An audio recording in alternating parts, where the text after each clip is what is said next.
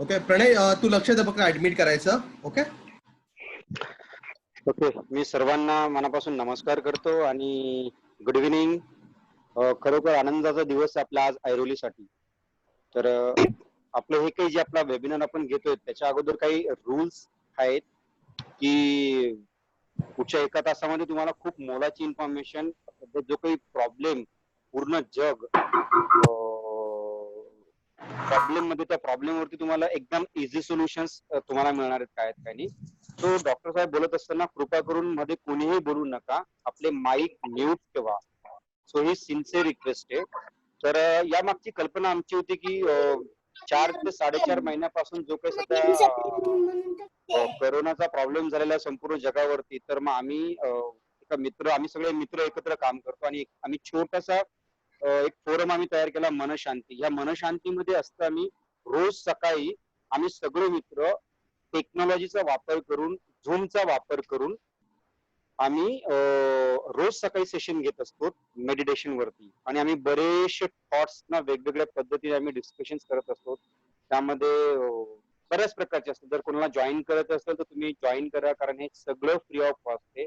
आणि अशीच कल्पना आमच्या मनामध्ये आली की जर आपल्याकडे एवढे दिग्गज लोक आहेत, अतिशय पॉवरफुल आमच्याकडे लोक आहेत, आमच्याकडे उद्योजक आहेत, आमच्याकडे डॉक्टर्स आहेत, आमच्याकडे टीचर्स आहेत, किंवा असे बऱ्याचशा वेगवेगळ्या क्षेत्रातले लोक आमच्याकडे आम्ही एकत्र काम करत असतो.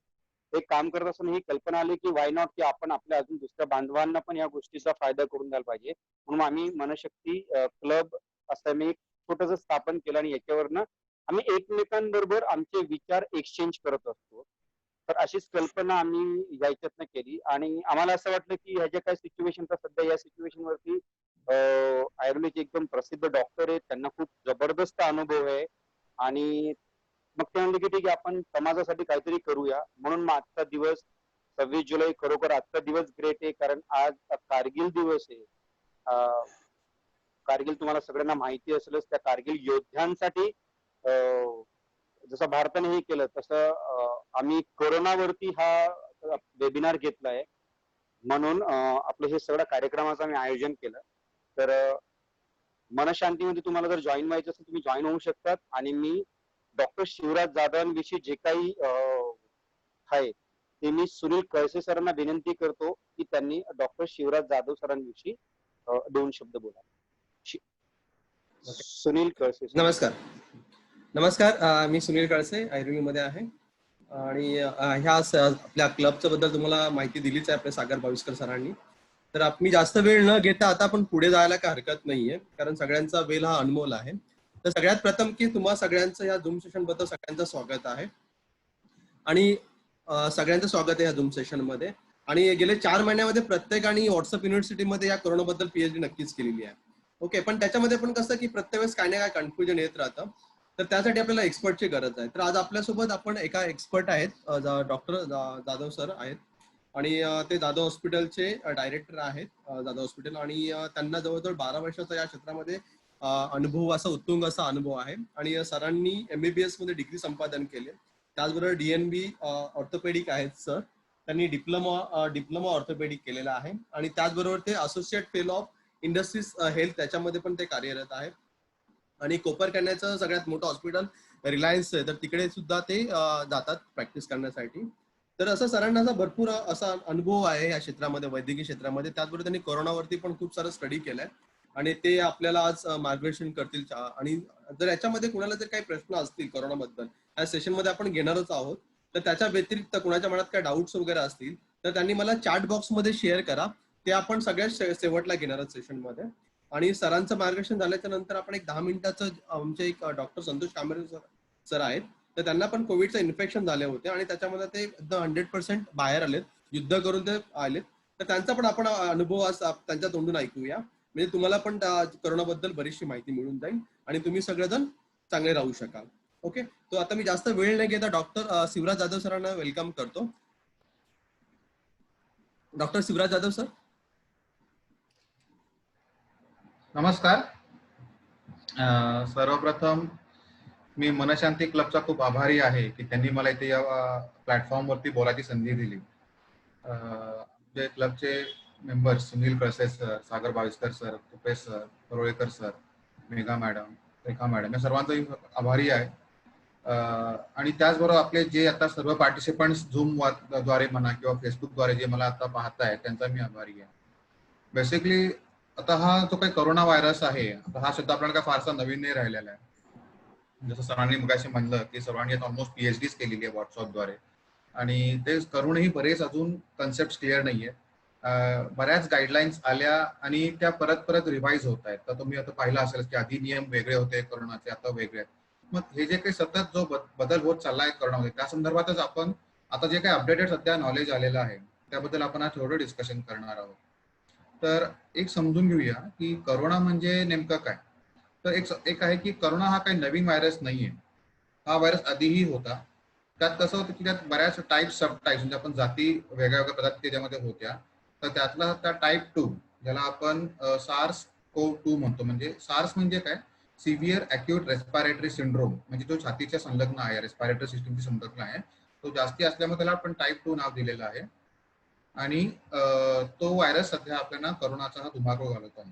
तर टाईप 2 आणि त्या टाईप 2 जो काय आजार होतोय लोकांना, त्याचं नाव आहे कोरोना व्हायरस डिसीज. आता नावात आहे कोरोना व्हायरस डिसीज, COVID. मग त्यामुळे कोविड हा नाव दिलेला आहे. आणि COVID-19 हे का नाव दिलंय, कारण it was diagnosed in December 2019. साधारणपणे असं म्हणतात की 27 डिसेंबरला या आजाराची वुहान शहरामध्ये, चायनामध्ये सर्वप्रथम माहिती मिळाली किंवा सापडला हा व्हायरस पहिल्यांदा. Initially it was of bat origin, म्हणजे आधी वटवाघूमध्ये सापडला गेला, तर नंतर हा ह्युमन ओरिजिन मध्ये पण सापडायला लागला. त्यामुळे त्या व्हायरसला म्हणतात की कोरोना व्हायरस डिसीज. तर बेसिकली सर स्लाइड दाखवाल प्लीज फर्स्ट. सुनील सर, या. तर हा थोडक्यात आपण इतिहास बघूया. असं नाही की हा अचानक व्हायरस आला आणि आपण सगळ्याला बळी पडत चाललो. सर्वप्रथम वुहान शहरामध्ये सापडला हा 27 डिसेंबरला. चायनाने बरेच परिश्रम केले, त्यांच्या डॉक्टर्स टीमनी भरपूर किंवा पॅरामेडिक्सनी भरपूर त्याची त्यावरती इलाज केले, लोकांना अगदी लॉकडाऊन केलं. आणि एक 2-3 महिन्यात समजलं की त्यांनी त्या आजारावर चांगली मात केली आणि त्या लोकांनी अगदी शेवटी गळे मिळून वगैरे त्यांनी सांगितलं की हा व्हायरस 26 मध्ये संपवलाय बऱ्यापैकी. त्यामुळे आपला नाही वाटलं भारतीय लोकांना की हा यांनी तर कंट्रोल केला तर आपणही कंट्रोल करू शकतो. त्यामुळे आपण एवढे गाफील राहिलो, आपण एवढं त्याचं गांभीर्य जाणवलं नाही.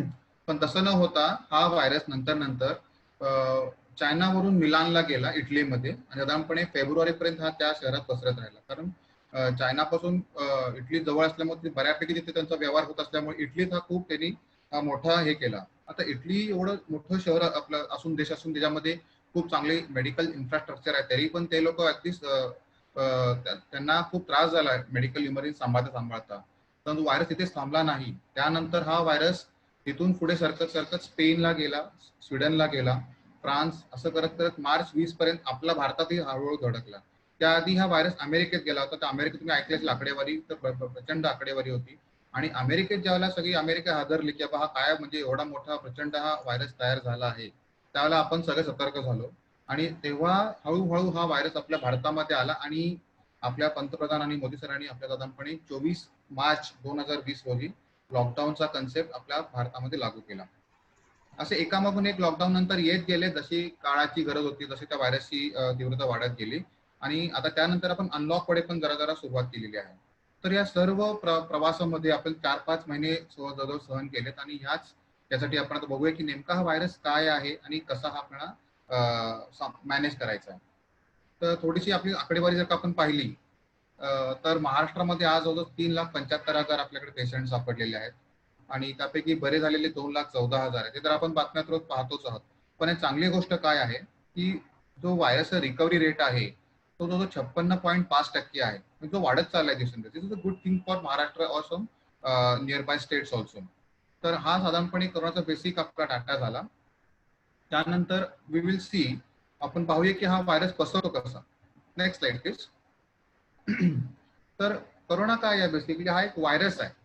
व्हायरस म्हणजे एक RNA व्हायरस, की तो धड सजीव पण म्हणता येत नाही आणि निर्जीव पण म्हणता येत नाही. हा एक मधल्या स्थितीमध्ये आहे. पण जस्ट त्याच्यावर कोटिंग आहे. आता इनर आपण जेनेटिक मटेरियल पाहतात की DNA किंवा RNA, त्यातलं RNA मटेरियल आहे.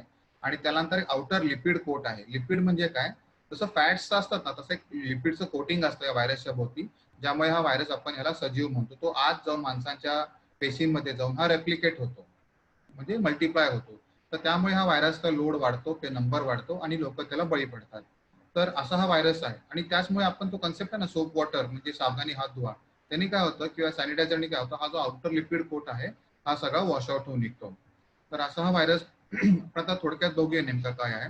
Next slide please. तर आपण सर्वात पहिला समजून घ्या प्रसार कसा होतो. आता प्रसार सगळ्यांना एव्हाना माहित झालेला आहे की 2-3 बेसिक तिथे आहेत की नाकातून आहे, तोंडातून आहे. नाकातून म्हटलं तर जसं एखादा माणूस समजा शिंकतो किंवा मोठा श्वास घेतो किंवा खोकला येतो त्यावेळेला ते थुंकीमधून किंवा बोलण्यातून, जोरजोरात बोलण्यातून, त्या जे काय माणसाच्या तोंडातून ड्रॉपलेट्स निघतात किंवा जे एरोसोल्स निघतात, तुषार म्हणतो आपण त्याला, ते समोरच्या माणसापर्यंत जर का पोहोचले तर त्या माणसाला त्याची लागण होऊ शकते. आता बघा, जर का 2 माणसं जवळ उभारली असतील तर हा जो का शिंकलेला तो जो काही तुषार आहे की जे ड्रॉपलेट त्याला सहज लागू होतात. म्हणून जो कन्सेप्ट आला होता ना की किमान 5-6 फूट लांब थांबायचं आहे, जेणेकरून डिस्टन्सिंग, याला म्हणतो आपण सोशल डिस्टन्सिंग, म्हणजे 2 माणसांमधला अंतर सरासरी 6 ते 7 फूट असावा, जेणेकरून जो संक्रमित माणूस जरी शिंकला तरी पण ते दुसऱ्या माणसाला लगेच लागत होणार नाही. अंतर असल्यामुळे तो जो व्हायरल लोड आहे किंवा जो व्हायरसचा जो कॉन्सन्ट्रेशन आहे ते हळूहळू कमी होत जातं. तो याच कन्सेप्ट वरती लॉकडाऊन हा सुरू झाला. विचार करा, जर का आपण लोकल ट्रेनमध्ये प्रवास करतोय आणि एखादा माणूस पॉझिटिव्ह आहे, तर आपल्याला मुंबईची ट्रेनची गर्दी सगळ्यांना माहितीच आहे. तर अशा जर का गाडीत एखादा माणूस शिंकला की सुद्धा गर्दीच्या ठिकाणी थिएटर्स आहेत म्हणा, मॉल्स आहेत म्हणा, तर तिथे तर मग ते लगा बाकीच्या लोकांना पण होणार ना. म्हणूनच हा कन्सेप्ट आहे लॉकडाऊन. त्यामुळे आपला जो एक मतविचार आहे लोकांचा आजकाल की लॉकडाऊन उठवा, आमचं बरंच नुकसान झालं आहे. पण त्याही पेक्षा मी असं मी आता मताचा आहे की लॉकडाऊन जर का समजा जेवढा करता येईल कंट्रोल तेवढा करा, कारण हा व्हायरस आता कंट्रोल यायला सुरू झालाय. हा ग्राफ जो आहे प्लॅट्यू होता इतका तो कमी यायला सुरू झालाय. तो आणखीन कमी आला तर मग लॉकडाऊन उठवण्यात अर्थ आहे. आता जर का उठवला या पीक आवर्स मध्ये तर त्रास सर्वांनाच होणार आहे. तर हे सोशल डिस्टन्सिंगचा अत्यंत हा प्रिन्सिपल आहे की 2 माणसं जवळ नसते. तर मग दुसरा एक प्रसाराचा प्रकार आहे तो म्हणजे फॉर्मॅट्स. फॉर्मॅट म्हणजे काय, आता आपण समजा एखादा पॉझिटिव्ह माणूस परत ते डोर हँडल ऑपरेट करतोय किंवा एखाद्या खुर्चीवर बसतो, टेबलवर बसतो, कधी भांडी वापरतो, तर त्यापासूनही आपल्याला हा व्हायरस होऊ शकतो. बघा, नुसतं एरोसोल जर का असतं तर हा व्हायरस एवढा पसरला नसता. आता हे वस्तूंमुळे पसरतो हे आपण मान्य करावं लागेल, म्हणूनच तर एवढा आपण लाखामध्ये आकडेवारी बघतो. अन्यथा बघा, टीबीचा पण आपण रुग्ण बघतो, त्याला पण शिंकल्यामुळे तो आजार पसरू शकतो. पण हा जो व्हायरस आहे हा सॉलिड वस्तूंमध्ये पण पसरत चाललाय, म्हणून त्याचे आपण आकडेवारी लाखात किंवा अगदी करोडात पण फक्त पाहायला फार आपल्याला आश्चर्य वाटू नये. तर हे बेसिक आपले प्रसार आहेत की वस्तू म्हणा, दार म्हणा, कपडे आणि शेक हँड करणं. त्यामुळे आपली भारतीय जी परंपरा आहे की नमस्ते करा. आता आपण मोदी सरांचं मध्ये झालं नमस्ते इंडिया किंवा नमस्ते, तो नंतर तो कन्सेप्ट खूप फेमस झाला. का तर शेक हँड नंतर नाही एक्सेप्ट झालं, लोकांना व्हायरस एकमेकांना पसरतोय. त्यामुळे नमस्ते हा खूप चांगला कन्सेप्ट आपल्या भारतीय लोकांचा. आणि बरेच इंडियन कन्सेप्ट किंवा भारतीय कन्सेप्ट आता या व्हायरसच्या काळामध्ये आपण उपयोगी पडलेले. तर believe in our country, believe in our concept. तर हे 3-4 लक्षात ठेवा ट्रान्समिशनचे. तुम्ही इथं जेवढे कंट्रोल करणार स्वतःला, तेवढे तुम्ही स्वतःला वाचवणार आहात. तर नेक्स्ट आपण please, hello, next slide please. तर एकदा का हा व्हायरस समजा आपल्याला त्रास द्यायला लागला तर आपली लक्षणं आता कशी आपण बघूया. की बऱ्याच लोकांना आता आपण बघितलं असेल की ताप येतो, थंडी वाजते, डोकं दुखतं किंवा खोकला येतो. आणि याचा खोकला बऱ्याच वेळेला पाहिला गेलेला की कोरडा खोकला असतो. यामध्ये शक्यतो करून बडका किंवा काही स्पुटम ज्याला म्हणतो आम्ही आमच्यात, ते शक्यतो नसतं. त्याचबरोबर असं बरं वाटत नाही, कासावीस वाटतं किंवा दमा लागतो काही काही लोकांना. आणि कुणा लोकांना फुफ्फुसांना सूज येते आणि शेवटी न्यूमोनिया होतो. आणि कधी कधी एक शेवटचा आम्ही आमच्या टप्प्यात म्हणतो ARDS, म्हणजे अक्यूट रेस्पिरेटरी डिस्ट्रेस सिंड्रोम, म्हणजे श्वास घेताच येत नाही लोकांना आणि ते शेवटी मग व्हेंटिलेटरवर पेशंट शिफ्ट होतात. तर असं साधारणपणे हे विषाणू या लक्षणांची साधारणपणे रेंज आहे. तर आम्ही कसं केलंय, आपल्या ट्रीटमेंट पॉईंट ऑफ व्ह्यू आम्ही या आजाराला 3 घटकात जस्ट मिनिट, तर आम्ही या 3 घटकात आम्ही डिवाइड केलेलं आहे, माइल्ड, मॉडरेट आणि सिव्हिअर. माइल्ड म्हणजे काय की आता हा व्हायरस जसा समजा आपल्या नाकामध्ये गेला की तोंडामध्ये गेला तर त्याला आपण माइल्ड टू मॉडरेट म्हणतो. म्हणजे नाकामध्ये आणि घशामध्ये जोपर्यंत हा व्हायरस आहे तोपर्यंत हा माइल्ड आहे किंवा मॉडरेट आहे किंवा मध्यम असं म्हणूया आपण त्याला. म्हणजे त्याला आपण कंट्रोल करू शकतो. की समजा आता नाकात असल्यामुळे आपल्याला लक्षणं काय येणार आहेत की आपल्याला नाकामध्ये असं शिंका येतात म्हणा किंवा शिंका येतात म्हणा किंवा काही त्रास होतो म्हणा, सर्दी होते काही काही लोकांना. जर का घशामध्ये हा व्हायरस गेला तर खोकला येणार आहे, कोरडा खोकला असेल किंवा घसा दुखणं असेल, तर असं येऊ शकतं.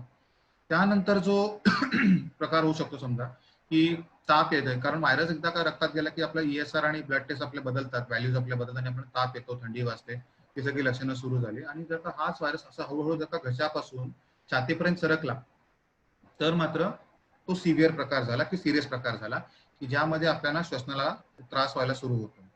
तर हा 3 टप्प्यातला हा आजार आहे, माइल्ड, मॉडरेट, सिव्हिअर. तर प्रत्येकाने त्या त्या तीव्रतेनुसार किंवा त्या त्या सिम्पटमनुसार सल्ला घ्यायची गरज आहे. आपण ते आता पुढे सविस्तर बघणार आहोत की कसा म्हणजे आपण पुढचा सल्ला वगैरे घ्यायचा डॉक्टरांचा. तर नेक्स्ट स्लाइड प्लीज. तर आता हा व्हायरस होऊ नये म्हणून आपण काय करतो साधारणपणे, की आपण काही प्रतिबंधात्मक स्वतःला असे नियम केलेले आहेत ऑलरेडी गव्हर्नमेंटच्या रूल्सनुसार किंवा आपण सर्वांनी कॉमनली सगळे रूल्स तयार केलेले आहेत.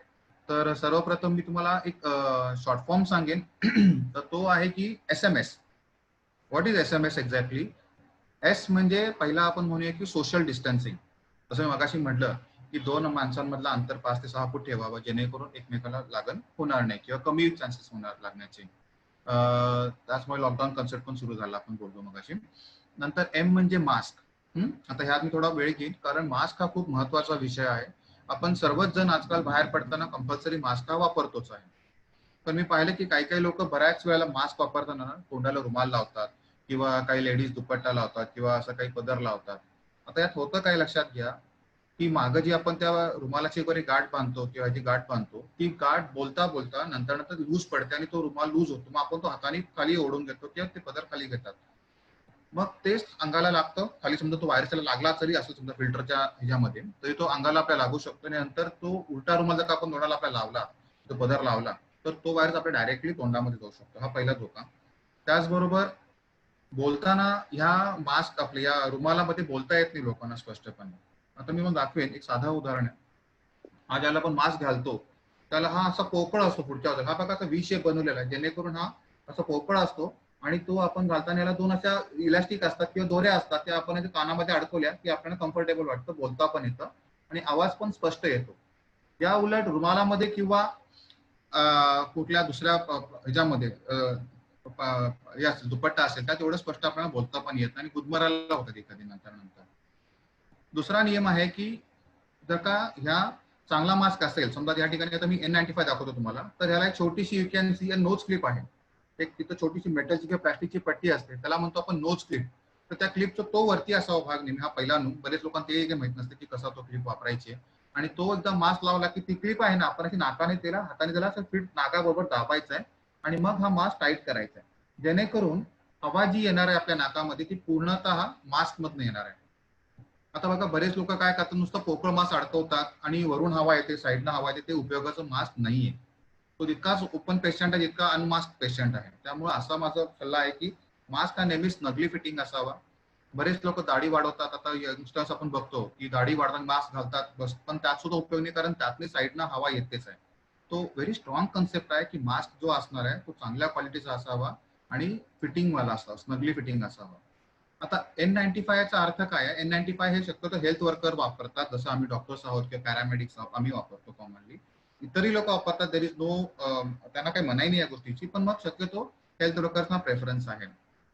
मग N95 चा अर्थ काय की 95% of the air or the bacteria or the viruses get filtered through that mask, म्हणून त्याला N95 नाव दिलेलं आहे. आता अजूनही रिसेंट ऍडव्हान्सेस मध्ये N99 येणार आहे, ते येतं ऑलमोस्ट ऑन दी वे आहे. N99 म्हणजे काय की 99% त्यातले व्हायरसेस किंवा बॅक्टेरिया फिल्टर करण्याची क्षमता सुरू झालेली आहे. त्यात आपण लेअर मोजतो, 3 लेअर मास्क आहे, 7 लेअर मास्क आहे. तर हे जेवढी तुमची लेअर्स वाढतील त्या मास्कची क्वालिटी वाढेल, तेवढा तो फिल्ट्रेशनला आपल्याला मदत करतो. दुसरा ऑप्शन आहे की आपल्याकडे साधा मास्क असतो, ज्याला म्हणतो आपण कॉटन मास्क. तर हा एक साधा कॉटन मास्क आहे, आपण तुम्ही वापरू शकता. जे आपले जनरल लोक आहेत त्यांना कॉटन मास्क वापरायला हरकत नाही, पण मास्क हा वापरावा. नुसताच रुमाल किंवा दुपट्टा लावून मला नाही वाटत ते काम चालणार आहे, कारण हा आजार आपल्याला लाईफस्टाईल चेंज मध्ये घेतोय आपण, म्हणजे याला जीवन आवश्यक आता ही वस्तू होणार आहे. तर हे झालं थोडक्यात मास्क बद्दल. अजून एक मुद्दा सांगेन, ज्यावेळेला आपला मास्कचा वापर संपतो, आपण 4 ते 5 वेळा समजा एखादा मास्क वापरला, म्हणजे वॉशेबल असेल तर ठीक आहे कॉटनचा, पण N95 जर तुम्ही मास्क वापरताय तर after 4 to 5 use you should ideally throw it. तो वापरून टाकून द्यायचा आहे. तर टाकून नुसतं द्यायचं नाही. आता असं पाहिलं की त्या सिग्नल्सवर वगैरे हे जुने मास्क जे पडलेले असतात कचऱ्यामध्ये ते लोक उचलून बेगारी लोक ते विकतात निम्म्या किमतीत किंवा स्वस्त दरामध्ये, आणि ते जास्ती घातक आहे उलट, असं पाहिलं गेलं ऍक्च्युली प्रत्यक्ष. तर म्हणून मी सल्ला असा देईन की ज्याला तुमचा वापर संपतोय का त्या मास्कचा, त्याला हा मास्क सरळ कट करा कात्रीनं आणि तो प्रॉपर डिस्कार्ड करा, जेणेकरून हा दुसऱ्या कोणाला वापरता येणार नाही, कारण तो ऑलरेडी वापरला गेलेला असतो. ओके, तर हे थोडक्यात झाली माहिती मास्क बद्दल. त्यानंतर मी तुम्हाला सांगेन थोडासा मुद्दा आहे तो SMS मधला. एस झाला सोशल डिस्टन्सिंग, एम झाला मास्क, आणि तिसरा मुद्दा आहे सॅनिटायझर. आता बघा, सॅनिटायझर ज्याला आधी आपण पाहिला असेल, ज्याला एखादा कोरोना पॉझिटिव्ह व्यक्ती सापडला एखाद्या सोसायटीमध्ये किंवा एखाद्या घरामध्ये, तर आधीचं कसं होतं मार्च एप्रिलमध्ये की एक एक अगदी पूर्ण गल्ली ती बंद व्हायची, पूर्ण तो एरिया ब्लॉक व्हायचा, असं होतं. तेव्हा पूर्ण एरिया सॅनिटाईज करायचे गव्हर्नमेंटचे ऑथॉरिटीज. आता इतका नंबर वाढला व्हायरसच्या इन्फेक्टेड लोकांचा की तितकं करणं शक्य नाही गव्हर्नमेंटला. आता फक्त एखादी जरी सोसायटी किंवा एखादी जरी विंग सुद्धा ते लोक फक्त सॅनिटाईज करून थांबतायत. म्हणून आपण थांबू शकत नाही, तर आपल्याला काय करायचे, आपण आपल्याला सॅनिटायझर स्वतः कॅरी करायचंय. आता मी शक्यतो एखादा माझी स्वतःची बाटली कॅरी करतो. गाडीत बाटली ठेवायची नाही हे लक्षात ठेव. मध्ये काही अशा ऍक्सिडेंट सापडले की सॅनिटायझर मध्ये अल्कोहोल असल्यामुळे ते हे उडलेलं आहे, गाडीतले काही स्फोट झालेले आहेत. तर प्रेफरेबली गाडीत नका ठेवू, पण otherwise you can keep it in a safe zone in your office, in your working area, ते तुमच्या घरामध्ये सॅनिटायझर ठेवा. सॅनिटायझर जो 2-3 बऱ्याच प्रकारचे आजकाल येत आहेत, पण त्यातल्या त्यात 70% अल्कोहोलवाले प्रेफर करा. स्टँडर्ड कंपनीचं सॅनिटायझर घ्या, स्वस्त आहे म्हणून घ्यायला जाऊ नका. तर ते एक मोठा नियम लक्षात ठेवा की SMS झाला आपला. की त्यानंतर आपल्याला बेसिक मुद्दे येतात की गॉगल्स. आता गॉगल्स म्हणजे कसे की असे काही फेस गॉगल्स आहेत की जे आपण डोळ्याबरोबर अगदी स्नगली फिटिंग आहे. त्यामुळे आता कसं की मध्ये असं माहिती आली की कोरोना हा हवेतून पण पसरतो आणि याला WHO ने पण दुजोरा दिलेला आहे.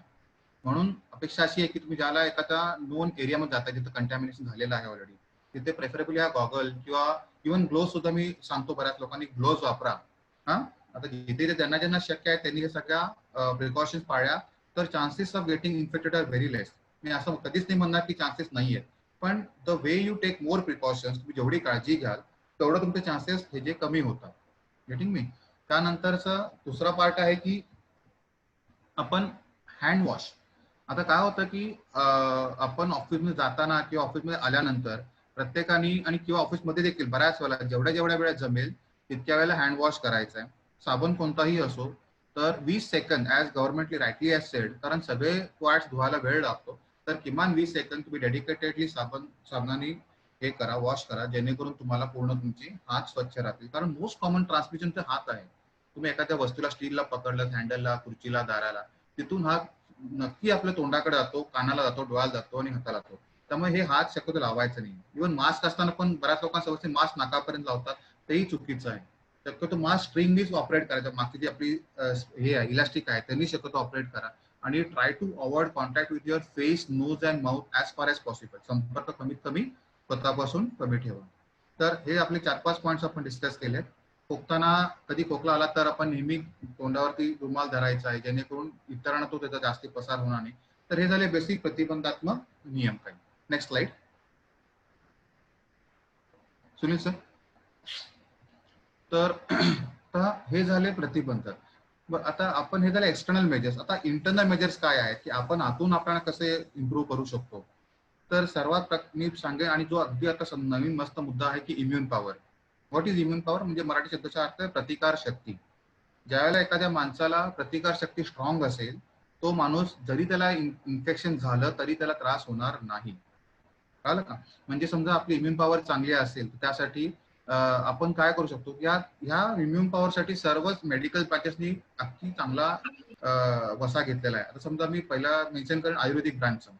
आता आयुर्वेदिक ब्रांचनी कसं केलं की त्यांनी सर्वतोपरी सर्व नवीन नवीन औषधं ओळखली. मग ते तुलसी असेल किंवा बेसिल लीव्स म्हणतो आपण त्याला, किंवा कुठल्या प्रकारचे काढे असतील. आता मी पण काही लोकांना हा रिकमेंड केलेला आहे की हा एक प्रकारचा हर्बल टी आहे, ग्रीन टी. हा अतिशय सुंदर मी लोकांना दिलेला आहे. गरम पाण्यात उकळून लोक हे पितात आणि त्यांची इम्युन पॉवर बऱ्यापैकी इम्प्रूव्ह झालेली आहे. म्हणजे अगदी सर्दीचे लोक माझ्यासमोर बरेच या काढ्याने बरे झालेले आहेत. तसेच बाकीचे पण पॅथीज आहेत. समजा होमिओपॅथी आहे, त्यांनी मध्ये आर्सेनिक अल्बम नावाच्या सुंदर गोळ्या शोधून काढल्या ज्या इम्युन पॉवर वाढवतात.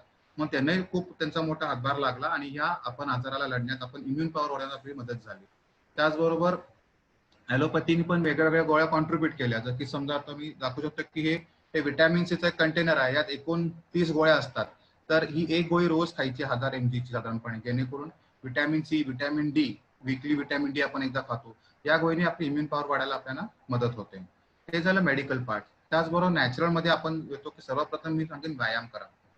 बघा आता व्यायामाचे पण सकाळी आपलं प्रातःविधी आवरल्यावर आपण व्यायाम करतो सगळेजण. बरेच लोक नसतील तर परत करा, कारण it's a lifestyle modification we expect आणि तो गरजेचा आहे. तर व्यायामात कसं आहे की फिजिकल व्यायाम तुमचा जो होत असेल की तुमचं मॉर्निंग वॉक असेल किंवा इव्हनिंग वॉक असेल किंवा रनिंग किंवा तुमचं बेसिक कोणतेही मोठे व्यायाम, पण त्यानंतर जो येतोय आणि महत्वाचा व्यायाम आहे तो म्हणजे ब्रीदिंग एक्सरसाइज. लक्षात घ्या, ब्रीदिंग का म्हणतोय मी, कारण हा जो आजार आहे करोना, हा लिटरली विथ द चेस्ट आपला रिलेटेड आहे. तर त्यामुळे आपण ब्रीदिंग सिस्टीम आपली चांगली असेल, श्वसन आपली चांगला असेल, तर हा व्हायरसला आपण नक्कीच मात देऊ शकतो. तर यात एक कन्सेप्ट आहे ब्रीद आउट टेक्निक. ब्रीद आउट म्हणजे काय? श्वास बाहेर टाकणे. समजा आपण जर का मोठ्याने श्वास बाहेर टाकत शकत नसू तर आपण इनहेल पण नाही करता येणार. म्हणजे समजा मी बघा मोठ्यांदा उश्वास केला तर तो मोठा श्वास मी आत घेईन, मग जेवढा श्वास बाहेर तेवढाच येईन. त्याला म्हणतो आपण O2 आत जास्त घेतला आणि तो जो O2 येतो ऑक्सिजन माझ्या अंगात येतो तो, त्यामुळे आपल्या रक्तातली हिमोग्लोबिन चांगली असणार आहे, आपली इम्युन पॉवर चांगली असणार आहे. हे तितकंच गरजेचं आहे. त्यामुळे प्राणायामची मी तुम्हाला बेसिक सांगतो की भस्त्रिका प्राणायाम चांगला आहे, कपालभाती चांगला आहे आणि त्याचबरोबर अनुलोम विलोम करणे तितकंच गरजेचं आहे. जे व्यायाम करत नाही त्याने मला आवर्जून सांगावं असं वाटतं की खूप खूप व्यायाम करणं गरजेचं आहे. मी स्वतः पर्सनली आता आमचा स्वतःचा ग्रुपच आहे, मेडिटेशन ग्रुप. 20 मिनिटं आम्ही सकाळी मेडिटेशन झाल्यानंतर आम्ही स्वतः सगळेजण डिस्कशन्स करतो खूप चांगल्या मुद्द्यांवरती. त्यानंतर मी स्वतः पर्सनली फिजिकल व्यायामानंतर 20 मिनिटं मेडिटेशन करतोच आहे आणि माझं खरंच अगदी मला स्वतःला फायदा झाला. आता मी पेशंट्स रोज बघतो, म्हणजे ओपीडीत गेले 3 महिने मी बंद नाही ठेवलेली. मी रोज ओपीडीत जातो, पेशंट बघतो. आमच्याकडे पेशंट्स पण आम्ही पाहिलेत करोनाचे पॉझिटिव्ह, आमच्या सोसायटीत पण आम्ही बरेच गेटेड केले पॉझिटिव्ह. पण because of my confidence on breathing exercise मला खूप छान वाटतं की मी अशा ह्याला घाबरत नाहीये, आजाराला घाबरत नाही. तुम्ही घाबरू नका, फक्त ब्रीदिंगवर तुम्ही खूप चांगला मेहनत करा. अगदी 2 टाइम केलात तर आणखीन उत्तम. त्याचबरोबर जसं आता फोटो तुम्ही बघू शकतात की स्टीम इनहेलेशन एक मोठा टेक्निक आहे. तो स्टीम मध्ये पण आपण काय सांगतो की स्टीमर एक ऑप्शन उपलब्ध आहे की रेडीमेड स्टीमर आहे, किंवा कोणी लोक गरम पातेल्यामध्ये पाणी गरम करून त्यात निलगिरी तेल टाकतात, कोणी कोणत्या प्रकारचे हे टाकतात काढे आणि त्याची स्टीम घेतात. तर स्टीमने काय होतं, जसं आपण मगाशी डिस्कस केलं की 3 स्टेजेस आहेत व्हायरसचे, माइल्ड, मॉडरेट आणि सिव्हिअर. माइल्ड मध्ये नाकात आणि घशामधला हा व्हायरस आपण नक्कीच कव्हर करू शकतो. त्यामुळे स्टीम ही अत्यंत गरजेची. आणि त्याचबरोबर आता आपण मध्ये केळकर सरांचे लेक्चर ऐकले असतील, त्यामध्ये सरांनी जलनीती एक्सप्लेन केली होती. सरांचं लेक्चर ऐकलं असेल ना इथे बऱ्याच लोकांनी. तर त्यामध्ये त्यांनी ते टेक्निक सांगितलं होतं की नाकात पाणी टाका, या नाकपुडी तिकडून बाहेर काढा, जेणेकरून तो व्हायरस सगळा वॉशआउट निघून जाईल. आणि सप्लिमेंट्स आपण मगाशी डिस्कस केलेलेच आहेत आणि पण थोडं आपण बोलूच आहे नक्की सप्लिमेंट्स वरती की कोणत्या सप्लिमेंट्स कशा घ्यायच्या आहेत आणि किती घ्यायच्या आहेत. ओके, सो विटॅमिन डी तर महत्वाचंच आहे, की जसं आपण सगळे ओळखतो की आपल्या भारतामध्ये विटॅमिन डी ऍक्च्युली सूर्यप्रकाश मला म्हणायचं मुबलक आहे, पण तरी आपण लोक डेफिशियंट आहोत. का? कारण आपलं सूर्याला जे एक्सपोजर आधी व्हायचं ते आता होत नाही because of our lifestyle again. आता मी तर डॉक्टर आहे, मला डायरेक्टली गाडीतून हॉस्पिटल आणि तिथून घर, त्यामुळे सूर्याचं एवढंसं एक्सपोजर होत नाहीये, त्यामुळे विटॅमिन डी कमी पडत आहे. मग त्यासाठी काय सल्ला आहे की सकाळी 10 ते 11च्या वेळ जे काही आपलं कवळं ऊन असतं त्यावेळेला 20 मिनिटं जरी तुम्ही स्वतःसाठी फ्रेश एअर मध्ये बसून विटॅमिन डी तुमच्या अंगावर रेस पडले, सूर्याचे रेस पडले, तरी you will be a very lucky person in that sense. तुम्हाला vitamin D free of cost मिळणार आहे. इफ नॉट पॉसिबल एकदा कधीतरी मग डॉक्टरांकडे चेक करून घ्यायचं आहे. आणि विटॅमिन डीच्या काही गोळ्या असतात किंवा काही नॅनो फॉर्म्युला म्हणजे नॅनो बॉटल्स आहेत की जे आपण 1 पर वीक फॉर 8 वीक्स घेतो. ठीक आहे, नेक्स्ट स्लाइड. ओके, आता करोनाचा उपचार. बरं, ह्या आधी मी थोडंसं असं सांगेन की आता करोना समजा एखाद्या पेशंटला झाला, आता समजा तुम्हाला आता वाटलं की मला ताप येतोय आणि कसं मी आता डील करू, काय करू, तर त्यासाठी सगळ्यात पहिला काय करायचंय की जर का तुम्हाला सिम्पटम्स असतील, समजा खोकला येतोय किंवा दमा लागतोय, तर तुम्हाला सर्वांना एक छोटीशी वस्तू मी दाखवणार आहे की त्याला म्हणतो आपण पल्स ऑक्सिमीटर. आता ते बऱ्याच लोकांनी बघितलं असेल. पल्स ऑक्सिमीटर म्हणजे काय? ह्याला पल्स नावातच आहे. पल्स म्हणजे आपली नस किती आहे, रक्ताची आपली स्पीड किती आहे, म्हणजे हार्टबीट्स पर मिनिट, आणि ऑक्सिमीटर म्हणजे आपल्या अंगातलं ऑक्सिजन किती. ज्याला मी असं बोटाला लावतोय माझ्या, त्याला आपल्याला 2 व्हॅल्यूज मिळतात या ठिकाणी. हा, तर माझं या ठिकाणी येतं 98 आणि 91. म्हणजे 98 हे माझं ऑक्सिजनचं कॉन्सन्ट्रेशन आहे, ते जे नॉर्मल आहे. It should be ideally 95 and above. हा, आणि otherwise it should be 90 at least. जर का 90च्या खालती असेल ऑक्सिजनचा हे फ्लो आपल्या तर it is a really serious concern आणि मग तुम्ही त्याला डॉक्टरांना हे भेटायचंच आहे. मग ही टेस्ट तुम्ही बेसिक केली पल्स ऑक्सिमीटरची की आपलं ऑक्सिजन समजलं. त्यानंतर दुसरी एक टेस्ट आहे, सोपीच टेस्ट आहे. आधी असंच हे आपलं ऑक्सिजनचे लेवल समजून घ्यायची आणि त्याला म्हणतो आम्ही 6 मिनिट्स टेस्ट, म्हणजे 6 मिनिटांची एक छोटी टेस्ट आहे. ऑक्सिजन तुम्हाला समजला, एक छोटा लक्षात ठेवा की लिहून ठेवा आणि 6 मिनिटं सलग चालायचं आहे. गेटिंग मी 6 मिनिटं चालून तुम्हाला थोडासा दम लागल्यासारखं होईलच आणि त्यानंतर परत ऑक्सिजन याच मीटरवर चेक करायचं आहे. आणि समजा ते जर का value if it is less than 90 then it indicates it's a hypoxia. Hypoxia म्हणजे काय, ऑक्सिजनची कमी मात्रा असणे. मग त्याला तुम्हाला डॉक्टरांना खरंच सल्ला परत घ्यावा लागेल, कारण असं व्हायला नाही पाहिजे. तुमच्या लंग्स जर का कॉम्प्रोमाइज नसतील, चांगल्या असतील, तर त्या कधीच 95च्या खाली येऊ देणार नाहीत ऑक्सिजनचे कॉन्सन्ट्रेशन. त्यासाठी मगाच म्हणलं ना की ब्रीथिंग हे खूप अत्यंत महत्वाचं ट्रीटमेंट आहे. तर यानंतर आपण आता समजलं की चला आपलं ऑक्सिजन वगैरे सगळं नॉर्मल आहे, सगळं आहे, तरी पण भीती वाटते की आपल्याला दमा लागतोय किंवा थोडा त्रास होतोय, त्याला आपण सरळ सरळ टेस्टिंग करून घ्यायचं. डॉक्टरांचा आता सल्ला त्याला असला पाहिजे त्यासाठी. तर टेस्टिंगसाठी कसं आहे की गव्हर्नमेंटच्या लॅब्स पण काही आहे, काही लॅब प्रायव्हेट पण आहे. तुमच्या ऐपतीनुसार तुमच्या मर्जी तुम्ही करू शकता. तर 2 टेस्ट आहेत सध्या मार्केटमध्ये फेमस आहेत. एक आहे अँटीजेन टेस्ट आणि एक आहे अँटीबॉडी टेस्ट. तर अँटीजेन टेस्टचं नाव आहे real time PCR polymerase chain reaction. त्यात काय करतात, बऱ्याच लोकांनी त्यातलं घालाही असतील आपल्यातल्या, की नाकामध्ये एक स्वॅब टाकतात, ती स्टिक असते त्यांच्याकडे, आणि घशामध्ये टाकतात. तर हे 2 स्वॅब घेतात, कारण हा व्हायरस पहिल्यांदा कुठं असं म्हटलं की तुम्हाला माइल्ड आणि मॉडरेट नाकामध्ये आणि घशामध्ये. मग तिथून हा व्हायरस असं क्लीन करून ते घेतात आणि ते टेस्टिंगला पाठवतात. साधारणपणे विदिन 1 to 2 days हा सगळा आपल्याला रिपोर्ट सगळा समजतो आणि मग पेशंटला तो कळवला जातो रिपोर्ट. त्यानुसार गव्हर्नमेंटला निगेटिव्ह रिपोर्ट सांगत नाही, पॉझिटिव्ह असेल तर नक्कीच त्याने कळवतात.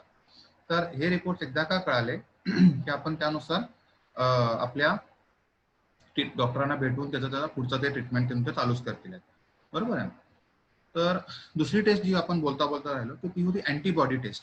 अँटीबॉडी टेस्ट म्हणजे काय, की आपल्या अंगात हा विषाणू समजा आलाय, तर आता सर्वांनाच शक्य नाही ना अँटीजन टेस्ट करणं, कारण त्याची कॉस्टिंग पण 2800 रुपये आहे. म्हणून काय केलं की स्क्रीनिंग करण्यासाठी अँटीबॉडी टेस्ट आली. स्क्रीनिंग म्हणजे काय, सरसकट सगळ्यांनाच बघण्यासाठी. तर त्यात काय की आपल्या समजा अंगात तो व्हायरस गेल्यानंतर त्याच्या विरुद्ध काही पेशी तयार झाल्या, त्याला म्हणतो आपण अँटीबॉडी. नावातच आहे अँटी, अँटी म्हणजे विरुद्ध.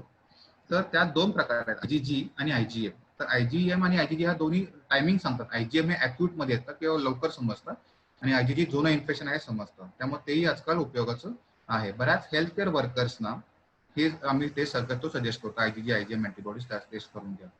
तर ह्या बेसिक टेस्ट झाल्या. आणि आता एक नवीन आता रिसेंटली जी रॅपिड टेस्ट अँटीजन म्हणून आलेली आहे, जी ज्या 20 मिनिटात निकाल समजतो, ती पण सेन्सिटिव्ह टेस्ट आहे, स्पेसिफिक टेस्ट आहे, पण अजूनही जी सॉफ्ट टेस्ट म्हणतो आपण ती जास्त मोर रिलायबल आहे आपल्यासाठी सध्या तरी. मग हे टेस्टिंग झाल्यानंतर तुम्हाला मग ट्रीटमेंट ऍक्च्युअली सुरू करावी लागते. तर त्यासाठी कसं आहे की as we can see in the chart, की पहिला आहे आयसोलेशन. तुम्हाला आता समजलं की तुम्हाला समजा कोरोना समजा पॉझिटिव्ह झाला तुमचा रिपोर्ट, तर तुम्ही पहिल्या सगळ्यात काय करणार आहे की स्वतः आयसोलेट व्हायचं आहे. हे अत्यंत महत्वाचं आहे. नाही तर काय होणार की तुम्हाला रिपोर्ट समजलाय पॉझिटिव्ह, तुम्ही फिरताय आउटसाइड मध्ये, तर तुमच्यामुळे अरे बाकीच्या लोकांना होणार संक्रमण, ते खूप धोकादायक आणि घातक पण आहे. तर पहिला रोल की तुम्ही आयसोलेट व्हायचं. तुम्हाला किती महत्वाची कामं असो, तुम्हाला किती बाकी जबाबदाऱ्या असो, you should be under isolation और क्वारंटाईन फॉर ऍटलीस्ट 14 days. तर त्यात 2 प्रकार आहेत आयसोलेशनचे. एक तर तुम्ही घरी होऊ शकता आयसोलेशन मध्ये, तुमचं समजा घर मोठं असेल, त्याकडे सेपरेट टॉयलेट बाथरूम असेल, तर तुम्ही आरामात घरी राहून तुम्ही स्वतःची तुम्ही हे करू शकता, काळजी घेऊ शकता. तर तुमचं स्वतःची बेसिक, मी जसं म्हणलं तुम्हाला, गार्गल्स करा किंवा स्टीम घ्या, हे सगळं तुम्ही बेसिक करत राहायचंच आहे. आणि त्यातनंही कधी त्रास झाला, समजा तुम्हाला टेम्परेचर वाढत चाललंय किंवा दमा वाढत चाललाय, तर तुम्ही सेंटरवरती जाऊन तुम्ही सुद्धा ऍडमिट होता किंवा हे करू शकता, भरती होऊ शकता. ज्याला आपण म्हणतो CCC, कोविड केअर सेंटर. ते फक्त आयसोलेशन सेंटर्स आहेत गव्हर्नमेंटचे, की ज्यामध्ये की फक्त ते ऑब्झर्वेशन मध्ये तुम्हाला ठेवतात, कोणतीही विशेष ट्रीटमेंट करत नाही. बेसिकली ट्रीटमेंटच नाहीये कोरोना विरुद्ध, हे तुम्हाला माहित असेल सर्वांना. All the play is going around symptomatic treatment. म्हणजे हा जो सगळा खेळ चाललाय कोरोनाच्या ट्रीटमेंटचा, हा फक्त आणि फक्त सिम्प्टोमॅटिकचा चाललेला आहे. म्हणजे तुम्हाला सिम्पटम्स आहेत त्याच्या विरुद्ध आपण सध्या ट्रीटमेंट देतोय. कळलं का. मग हा पहिला झाला आयसोलेशन.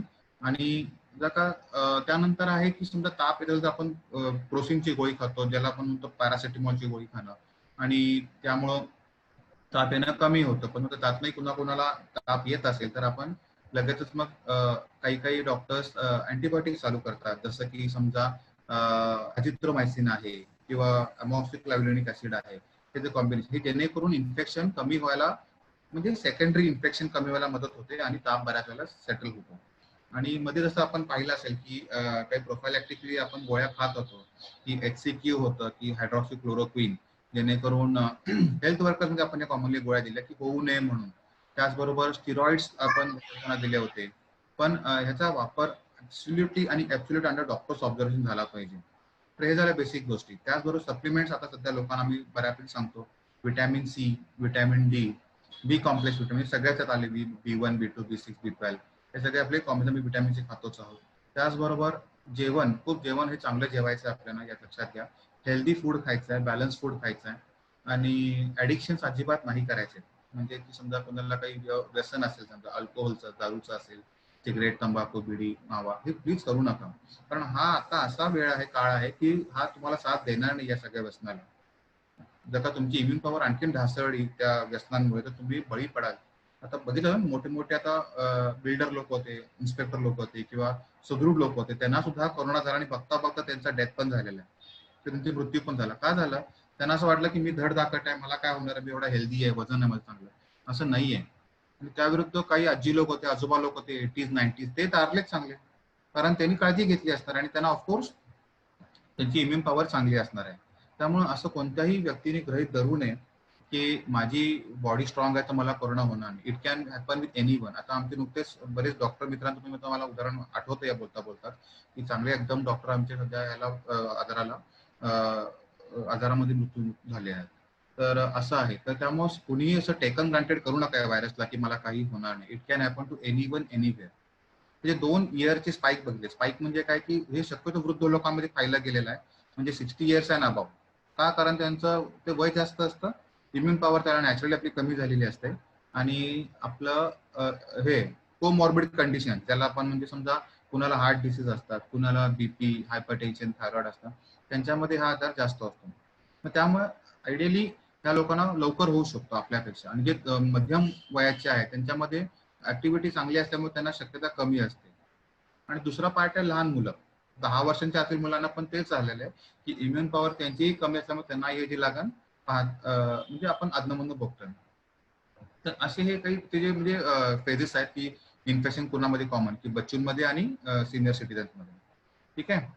तर हा साधारणपणे एक पॅटर्न आहे त्या आजाराचा. आता ज्याला पेशंट ऍडमिट व्हायला, समजा त्याला दमा लागलाय आणि ऍडमिट करायची गरज आहे, तर त्याला प्रोटोकॉल कसा आहे की आधी त्याची टेस्ट जर का पॉझिटिव्ह आली असेल समजा पेशंटची, त्याला आधी आपण बेसिकली क्वारंटाईन सेंटरला ऍडमिट करतो आणि त्यात जर का पेशंट सेटल होत नसेल तर त्याला आम्ही हायर सेंटरला ऍडमिट करतो, म्हणजे टर्शियरी केअर सेंटरला. मग तिथे काय होतं की बेसिकली सगळा प्रोटोकॉल O2 वर त्याला ऑक्सिजन वगैरे त्यांना द्यावा लागतो रेग्युलर बेसिसवरती. आणि समजा काही काही लोकांना तरीही आराम येत नाही ऑक्सिजन देऊन पण किंवा ते बेसिक मेडिसिन देऊन पण, मग त्याला आता जे काय आपण नवीन ऐकतोय की हायर अँटीव्हायरल ड्रग्स आलेले आहेत. आता तुम्हाला एक उदाहरण दिलेलं चार्टवरती की रेमडेसिवीर सॉरी, हे एक अँटीव्हायरल ड्रग आहे की जे त्या व्हायरल लोडला खूप कमी करायला मदत करतो. जसं मध्ये ग्लेनमार्कने आणलेले मेडिसिन सगळ्या कंप्लायन्सच्या भारीमध्ये त्यातलाच हा ग्रुपमध्ये आहे. हा अँटीव्हायरल ड्रग मोठा आहे की साधारणपणे हा डे 4 to day 8 संक्रमण झाल्यापासून आपल्या 4थ्या ते 8व्या दिवसातून आपण हा मेडिसिन वापरू शकतो. आणि त्यामध्ये बऱ्याच वेळेला आपले व्हायरसचा लोड कमी, बरेच लोकांचे यात जीव असेल बरं का, म्हणजे अगदी अवघड पेशंट्स पण यातनं बाहेर आलेले. आपले किती डॉक्टर्स हे मिळवायला अँटीबायोटिक सुद्धा खूप धडपड करतो, त्यांनी सुदैवाने त्यांना मिळालं आणि ते वाचले. त्यानंतर समजा तरी इन्फेक्शन राहिलं आणि पेशंटला अगदी व्हेंटिलेटरची वगैरे गरज येते, आणि एक आपली ब्लड टेस्ट असते, जशी शुगर असेल ब्लड टेस्ट, तशी एक इंटरल्युकिन 6 या नावाची एक ब्लड टेस्ट आम्ही करतो, ज्याला व्हायरस हा खरंच सिव्हिअर होतो. इंटरल्युकिन 6 जर का वाढला असेल जास्त, तर त्यावेळेला आम्हाला टोसिलिझुमॅब नावाचा अँटीव्हायरल ड्रग हा द्यावा लागतो. बिलीव्ह इट ऑर नॉट, याची किंमत 40,000पेक्षाही जास्त आहे आणि हे तरी अवेलेबिलिटी खूप कमी आहे. त्यामुळे खूप सतर्क राहावा की असं ह्या व्हायरस पासून नंतर आर्थिक पण नंतर विवेचना खूप लोकांना सहन करावी लागते. त्याचबरोबर स्टिरॉइडचा आपण वापर करतो आहे, डेक्झामेथासोन मध्ये बीबीसीने पण अगदी त्याला अप्रूव्ह केलेला आहे, जबकि आपल्या भारतात सर्रास स्टिरॉइडचा वापर अगदी कॉमन आहे आणि ह्या लोकांना नंतर अपडेट केलेलं आहे की डेक्झामेथासोन काम करत आहे. In our country we are using it like anything. त्याचबरोबर एमपीएस म्हणजे मिथाइल प्रेडनिसोलोन, ह्या सुद्धा हायर स्टिरॉइड्स आहेत की जे आपण या ह्याच्यामध्ये वापरतो. त्याचा उद्देश एवढाच आहे की जे काही इन्फ्लमेशन, सूज येते आपल्या छातीमध्ये, ती आपल्याला कमी करायची आहे. तर हे झाले अँटीव्हायरल्स की ज्यामुळे आपल्या इन्फेक्शनचा किंवा व्हायरलचा लोड आपल्या अंगातला कमी येतो आणि आपल्याला बरं वाटतं. काही काही लोक त्याही पलीकडे असतात सिरियस, मग त्यांना व्हेंटिलेटर लागतात. आता आपण ऐकतो, मी कालच रात्रीचीच गोष्ट आहे माझी, मला 10-10:30चा किस्सा आला रात्री. एक चांगला पेशंट आमच्यातला अचानक सिरियस झाला. म्हणजे 7ला मी राऊंड घेतला रात्री 8 वाजता आणि आलो घरी, तर मला अचानक फोन आला, सर त्या पेशंटला अचानक धाप लागली. आणि आरएमओचा फोन आम्ही गेलो पळत, तर बघतो oxygen concentration was 70. He was very serious suddenly. आणि त्याला आम्ही O2 वर टाकलं, 10 लिटर्स ऑक्सिजन वर टाकलं, त्याला मॅनेज केलं, रिवाईव्ह केलं परत चांगलं, त्याला एकदम थंडी बाजून आली आणि त्याला आम्ही परत हायर सेंटरला पाठवून दिलं. तर असंही होऊ शकतं, लक्षात घ्या. चांगला पेशंट होता, अचानक सिरियस झाला. So it is that difficult to manage आमच्या म्हणजे हॉस्पिटल लेवलला म्हणा किंवा कुठे बेसिक लेवलला. तर तेच ह्या आजाराचं म्हणजे आश्चर्य आहे की कधी कुणाला कसा होईल सांगता येत नाही. त्यामुळे व्हेंटिलेटर्सचं बेड पण आता आजकाल फुल चालेल. मी स्वतः काल 5-6 लोकांना फोन केले, तेव्हा कुठे एक बेड मिळाला आम्हाला पेशंटला शिफ्ट करायला. आणि आम्ही त्या हॉस्पिटलला त्या रात्रीतनं 11-11:30 पेशंटला शिफ्ट केलं एकदम सिरियस मोडमध्ये. तर असं होऊ शकतं. आता अजून एक फक्त एक नवीन टेक्निक सांगेन तुम्हाला की HFNC. What is this? Is a long form आहे हाय फ्लो नेझल कॅन्युला. जे आता कॉर्पोरेट हॉस्पिटल मोठे मोठे त्यांच्याकडे एक सुविधा आहे की त्यामध्ये ऑक्सिजन एका मिनिटामध्ये 50 ते 60 लिटर ऑक्सिजन आम्ही त्या पेशंटला पुरवतो. एकदम असं as if like a flush of oxygen किंवा गश ऑफ ऑक्सिजन त्या छातीत जाऊन ते जे काही जुने आपले अडकलेले लंग्सचे अल्व्होला आहेत किंवा जे आपले लंग्सचे जुने भाग आहेत ते ओपन होतात आणि पेशंटला ब्रिथिंगला टेन्शन प्रॉब्लेम येत नाही. आणि हे सगळं प्रोन म्हणजे उलटं झोपून करावं लागतं, कारण छातीचे बाकीचे ऑर्गन्स आपले पुढे सरकतात आणि छाती मोकळी होते मागच्या बाजूला आणि हवा याचे प्रमाण आपलं वाढतं. सो खूप आता यावर अभ्यास झालेला आहे, सुरुवात झालेली आहे या व्हायरसवरती. आणि जसं जसं अपडेट येत आहेत आपण तसं आपण स्वतःला अपडेट करायचं आहे. आणि सर्वात सांगू कमी की आपली लाईफस्टाईल सगळ्यांनी चेंज करणं अत्यंत गरजेचं आहे.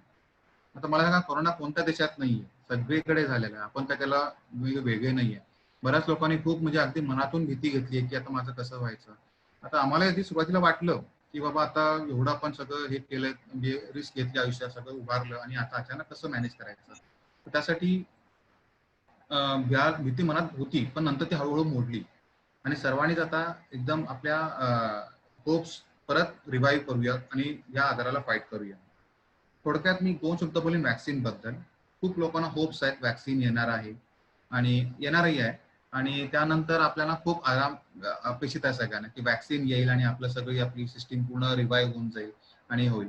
पण मी निगेटिव्ह नाही बोलत, पण असे आपण काही उदाहरणं दाखवू शकतो. HIV आजार आहे म्हणा, एड्स आजार आहे म्हणा किंवा कुठल्या क्रोनिक सर्दी आहे म्हणा किंवा असे बरेच आजार आहेत. इबोला होता, स्वाईन फ्लू होता. त्याच्याविरुद्ध बऱ्याच मध्ये पॅन्डेमिक्स म्हणजे महामारी आल्या आणि त्यावर बऱ्याच काही लाईफ्स गेल्या, डेथ झाल्या बऱ्याच लोकांच्या. पण त्याच्याविरुद्ध व्हॅक्सिन नेसेसरी नाही की आलंच आहे. लोकांनी त्या व्हायरसला ऍडजस्ट करून घेतलं. तसं कोरोनाचाही होऊ शकतं. जबकि आता व्हायरस व्हॅक्सिन बद्दल बराच अभ्यास चाललाय. Almost 136 trials are going currently on vaccine. त्यातल्या सर्वात आता जे अपडेटेड मला तरी आहे त्या बाबतीत दुबई ह्या व्हॅक्सिन मध्ये अग्रेसर आहे. It has launch it vaccine in the third phase of trial आणि त्यांचा दावा आहे की within 2 months 3 months they can be in the market. त्याच खालोखाल ऑक्सफोर्ड युनिव्हर्सिटीने पण थर्ड फेज मध्ये आता एंटर करतायत. म्हणजे अपडेट्स भरपूर येत आहेत व्हॅक्सिन्स बद्दल. भारतामध्ये पण सिरम इन्स्टिट्यूट आहे, हॉपकिन्स आहे आणि बायोटेक आहे, बरेच कामं करतात व्हॅक्सिन बद्दल. I am not at all denying the fact. पण कसं आहे की जोपर्यंत येत नाही तोपर्यंत आपण थोडंसं फिंगर्स क्रॉस्ड आपण शांत राहायला पाहिजे. आणि आपण काय करू शकतो आपल्याकडनं, लाईफस्टाईल चेंज म्हणा, इम्युन पॉवर म्हणा, याच्याकडे आपण लक्ष दिलं पाहिजे. कळलं का? आणि परत सांगेन की ह्या आजाराला घाबरू नका. हा आजार आता आपल्यामध्ये एक प्रकारे आपण त्याला ऍडजस्ट करायचं ठरवलंच आहे, तर त्यालाच आपण कसं फाईट करू शकतो त्याचं डिस्कस करूया. We all are sailing in the same boat. म्हणजे आपण सगळे एकाच जहाजात वाहतो आहोत. म्हणजे ते अमेरिका असो, इंडिया असो किंवा ब्राझील असो, सगळ्यांना तेवढाच इकॉनॉमिकल स्ट्रेस झालेला आहे, फायनान्शियल स्ट्रेस झालेला आहे, मेंटल स्ट्रेस झालेला आहे. आता माझे वडील नेहमी म्हणतात की बचेंगे तो और लढेंगे किंवा सर सलामत तो पगडी 50. याचा अर्थ काय की जर का आपण या वादळात ना किंवा या कोरोनाच्या पॅन्डेमिक मधून जर का वाचलो तर आपण अजून भरपूर आयुष्य आपलं चांगलं जगू शकतो किंवा चांगलं बनवू शकतो. त्यामुळे आता तुम्ही घाई करून कोणताही निर्णय किंवा टेन्शन मध्ये येऊन मी पैसे कसे करू किंवा कसं मी स्वतःला रिकव्हर करू, त्या घाई गडबडीत पडून नका त्रास करून घेऊ. कारण ही वेळ परत येणार नाहीये. एकदा का 6 महिने आणखीन तुम्ही यातनं सरकलात पुढे, व्हायरसचा लोड कमी झाला, you have got a second life again to deal with and you can be more successful. माझं क्लिअर कट हेच म्हणणं आहे पूर्णपणे की तुम्ही आता सध्या थोडं कंट्रोल करा मनाला तुमच्या आणि कोणत्याही घाई गडबडीला बळीला आपल्या कोणत्याही घाई निर्णयाला बळी पडू नका. आता मी आजच एक टीव्हीवर मगाशी बघताना एक छान कन्सेप्ट समजून घेतलो की काही मुलं शेतकरी मुलं होते आपल्या भागामधले, पुण्यामधले वगैरे, तर त्यांच्यावरती फायनान्शियल बर्डन आलंय, सगळ्यांवरच आलं, आमच्यावरही आलंय. मग त्यांनी कसं केलं की त्यांनी टेक्नॉलॉजीचा वापर करून एक किसान कनेक्ट नावाचा ऍप हुडकलाय.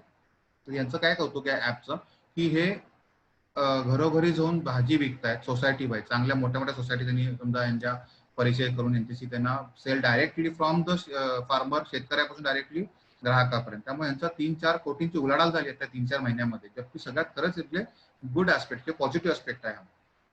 आता बघा असंच आहे ना की आपण जर का पॉझिटिव्ह विचार केले तर आपलं पॉझिटिव्ह होणार आहे. It's a subconscious mind after all. कारण आपण जर का निगेटिव्ह विचार केला की नाही आता माझं होणार नाही भलं, तुम्हाला भीती वाटते, माझे हे झालं, लॉस झाला, ते झाला, लॉस सगळ्यांचाच झालेला आहे. पण याचा अर्थ असा नाही की आपण घाबरायचं आहे. We should be very much positive, very dynamic and very realistic. काय जे झालं झालं, मान्य आहे मलाही, जो हुआ सो अच्छा हुआ, अब जो होगा सो अच्छा होगा, हे तितकंच कराय. त्यामुळे पॉझिटिव्हली एकदम तुम्ही आजाराकडे बघा, कोणत्याही प्रकारची मनात भीती असेल तर ती दूर करा. तुमचा जो काही सब्जेक्ट आहे, समजा तुम्ही या ठिकाणी ऑर्थोपेडिक सर्जन आहे किंवा समजा सागर सर वेबसाईट डिझायनर आहे, तर तुम्ही त्यातलं कोर नॉलेज घ्यायला अजून चालू करा. आता आमच्याकडे वेळ आहे, बरोबर आहे, लॉकडाऊनमुळे बऱ्याच लोकांना कामं नाही आहेत, तर मग वेळ आहे आपल्याकडे बाकीच्या गोष्टीचा. तर तुमचा कोर सब्जेक्ट जो आहे तो तुम्ही खूप नॉलेज वाढवा आणि त्याचा तुम्ही अपडेट एकदा झाला की तुम्ही नंतर ज्याला बाहेर पडाल त्याला एकदम चांगल्या जोमात तुम्ही काम करू शकाल. लक्षात घ्या, मी स्वतःचं उदाहरण देतो. मी बोलायला एवढा मला जमत नव्हतं अंडर वन टेक. आता मी खरंच ही कला थोडं पुस्तक वाचन माझे चांगली झाली मध्ये किंवा लॉकडाऊनमध्ये खूप मी स्वतःला लाईफस्टाईल चेंज केला आणि today I am really able to speak at least for 15-20 minutes in a take. हा माझ्या स्वतःचा मी फरक स्वतः समजू शकतो. त्याचबरोबर तुम्ही समजा नोकरदार असं तुमची नोकरी गेली असेल तरी पण असं वाटतं की आता मी काय करावं, तर त्या लोकांनाही काय घाबरायचं कारण नाहीये. आता बऱ्याच लोकांनी नवीन नवीन बिझनेस चालू केले आहेत, बऱ्याच लोकांनी मास्क विकायचं चालू केलेलं आहे, सॅनिटायझर चालू केले आहेत, बरेच लोक स्टँड्स विकतात. तर any type of business you feel किंवा any type of other options you feel, you please reconsider those. तुमच्या ऑप्शन्स भौतिक भरपूर आहेत. तुम्ही जस्ट गुगल करा, तुम्ही जस्ट माहिती वाचून घ्या आणि तुम्हाला एन नंबर ऑफ ऑप्शन सापडतील. बघा, जिथे म्हणतो ना की एक दार बंद केलं तर दुसरं दार उघडतोय, मी करोनाकडे एक ऑपॉर्च्युनिटी म्हणून पाहतोय की या आजारामुळे भले थोडा त्रास झाला, मान्य सर्वांना, पण त्यांनी काही दारं पण नवीन उघडलेली आहे. की जसं समजा आपल्या आजूबाजूला आपलं पोल्युशन किती कमी झालं बघा, आपण आता फ्रेश हवेत जगतोय, आपला स्ट्रेस कमी झाला, आपलं हॉटेलिंग कमी झालं, आपलं मॉल जाणं कमी झालं. Really it's a improved life. मी रात्री 9ला ज्याला येतो बाहेरून त्याला एकदम रस्ते मोकळे असतात. I feel really better to travel in this good area. असं वाटतं की त्याला खूप छान बरं वाटतंय, मेंटल पीस कुठे येत चाललाय, चांगली झोप येते 8 तास रात्रीची, त्यामुळे आपली लाईफ इम्प्रूव्ह होत चालली आहे. तर माझं असं परत एकदा म्हणणं आहे की corona is a very difficult thing to digest. समजायला अवघड आहे विषय, पण तुम्ही समजून घ्यायचा प्रयत्न करा आणि हळूहळू का असेना तुमची लाईफस्टाईल बदला. या आजाराला घाबरू नका आणि पूर्ण मनापासून या आजाराला फाईट द्या आणि टेक ओव्हर करा. मी शेवटी एकच म्हणेन, stay safe, stay protected. Thank you, धन्यवाद. थँक्यू डॉक्टर सर, छानपैकी तुम्ही मार्गदर्शन केलेलं आहे. काही प्रश्न येतात आपल्याला, आपण ते प्रश्न सगळ्यात शेवटला घेऊया.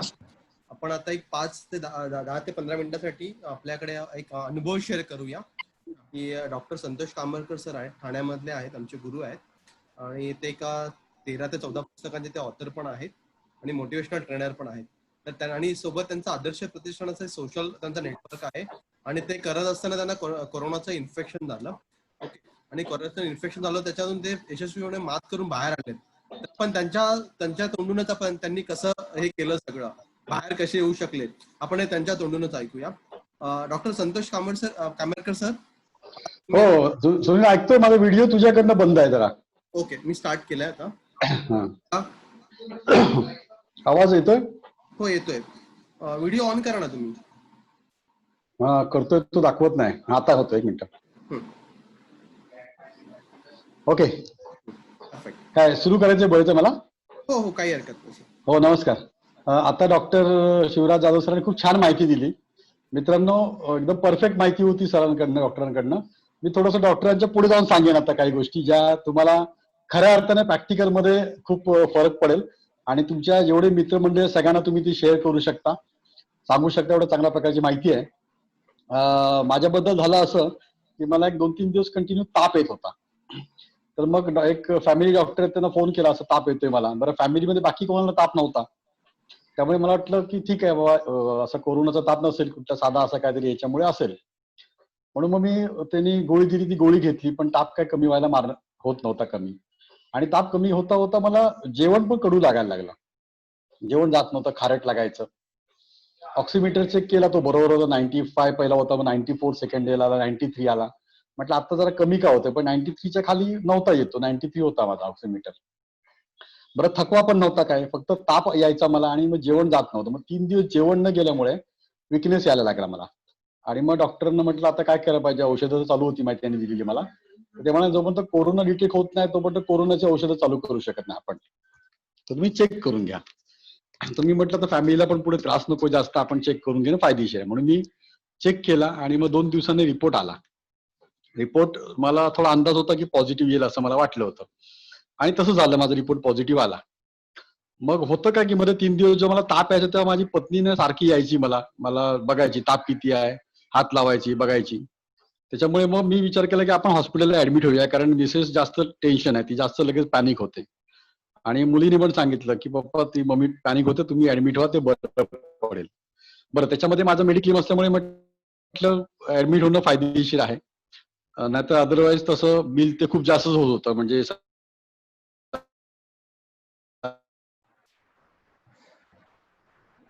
सर तुमचा आवाज ब्रेक होतोय मध्ये मध्ये. संतोष सर, हा रेंजचा काही इश्यू आहे त्यांच्याकडे माझ्या मते. फ्री झाले सर तुम्ही. हा म्यूट झाले.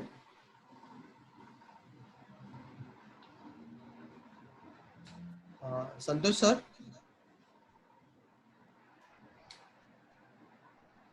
लिव्ह करून परत जॉईन करायला सांगूया का फोनवर. हा हा हा मी फोन करतो त्यांना.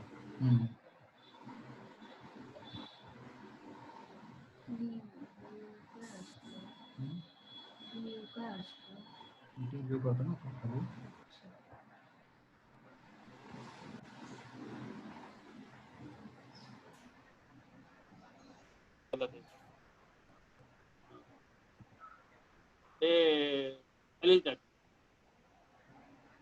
बोला था आधे घंटे का.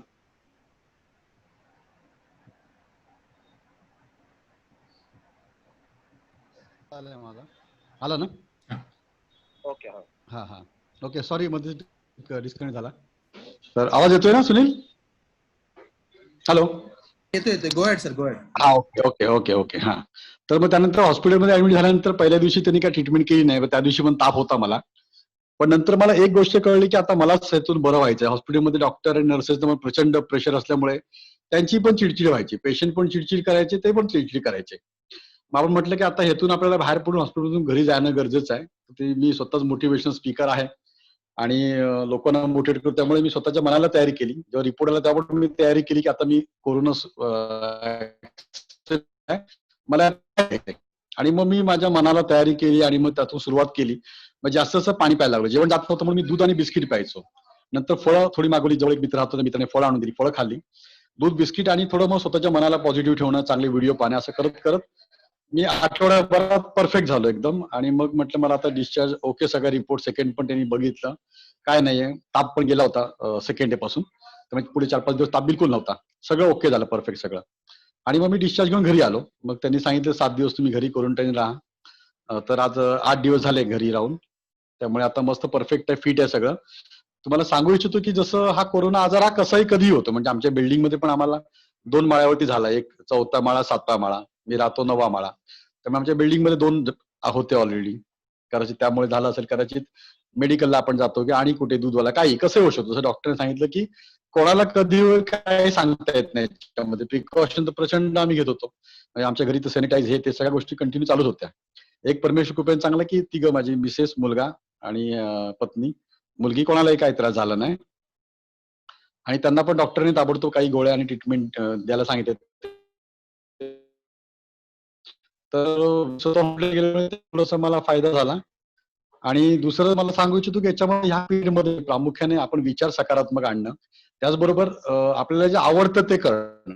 मग तुम्ही गाणी म्हणा, डान्स करा, तिथल्या बसल्या बसल्या कुठेही करून.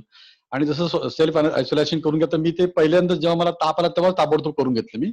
आणि म्हटलं माझ्या रूम मध्ये कोणी येऊ नका, मी माझं सर्व करून टाकेन. त्यामुळे तो त्रास त्यांना, घरच्यांना नाही झाला माझ्या.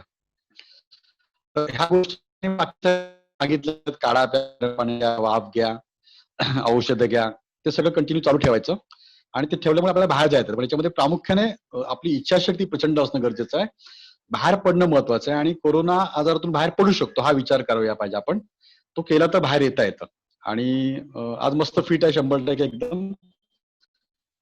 आणि लोकांच्या आशीर्वाद होत्या. बाहेर वरतीच ते आहे आणि हा कधीही कोणाला होऊ शकतो. त्यामुळे तुमच्यापैकी भविष्यामध्ये कोणाला होऊ नये, पण कुठल्या नातेवाईक आणि काय त्रास घेऊ नका. सुरुवातीच्या 1-2 स्टेजमध्ये आपण ते कव्हर करतो. थोडं ताप जास्त वाढला किंवा जेवण जात नसेल, धाप लागत असेल, जसं डॉक्टरने काय सांगितलं, तेव्हा थोडं सिरियस असल्यामुळे हॉस्पिटलला ऍडमिट होऊन तुम्ही ट्रीटमेंट घेऊन बरं होऊ शकता लवकर. ते कव्हर तुमचं होऊन जातं. रिपोर्ट मोस्टली आता परवा ठाण्यामध्ये ते रॅपिड वाले केलं तर 1000 लोकांना चेकिंग केलं, 300 लोक त्याच्यामध्ये पॉझिटिव्ह निघाले, 30%. त्याच्यामुळे हा रेशो वाढत जाणार आहे किंवा तो आहे जसं डॉक्टरांनी सांगितलं. तर असे काही जाधव डॉक्टर सारखे काही लोक आहेत त्यांच्या संपर्कात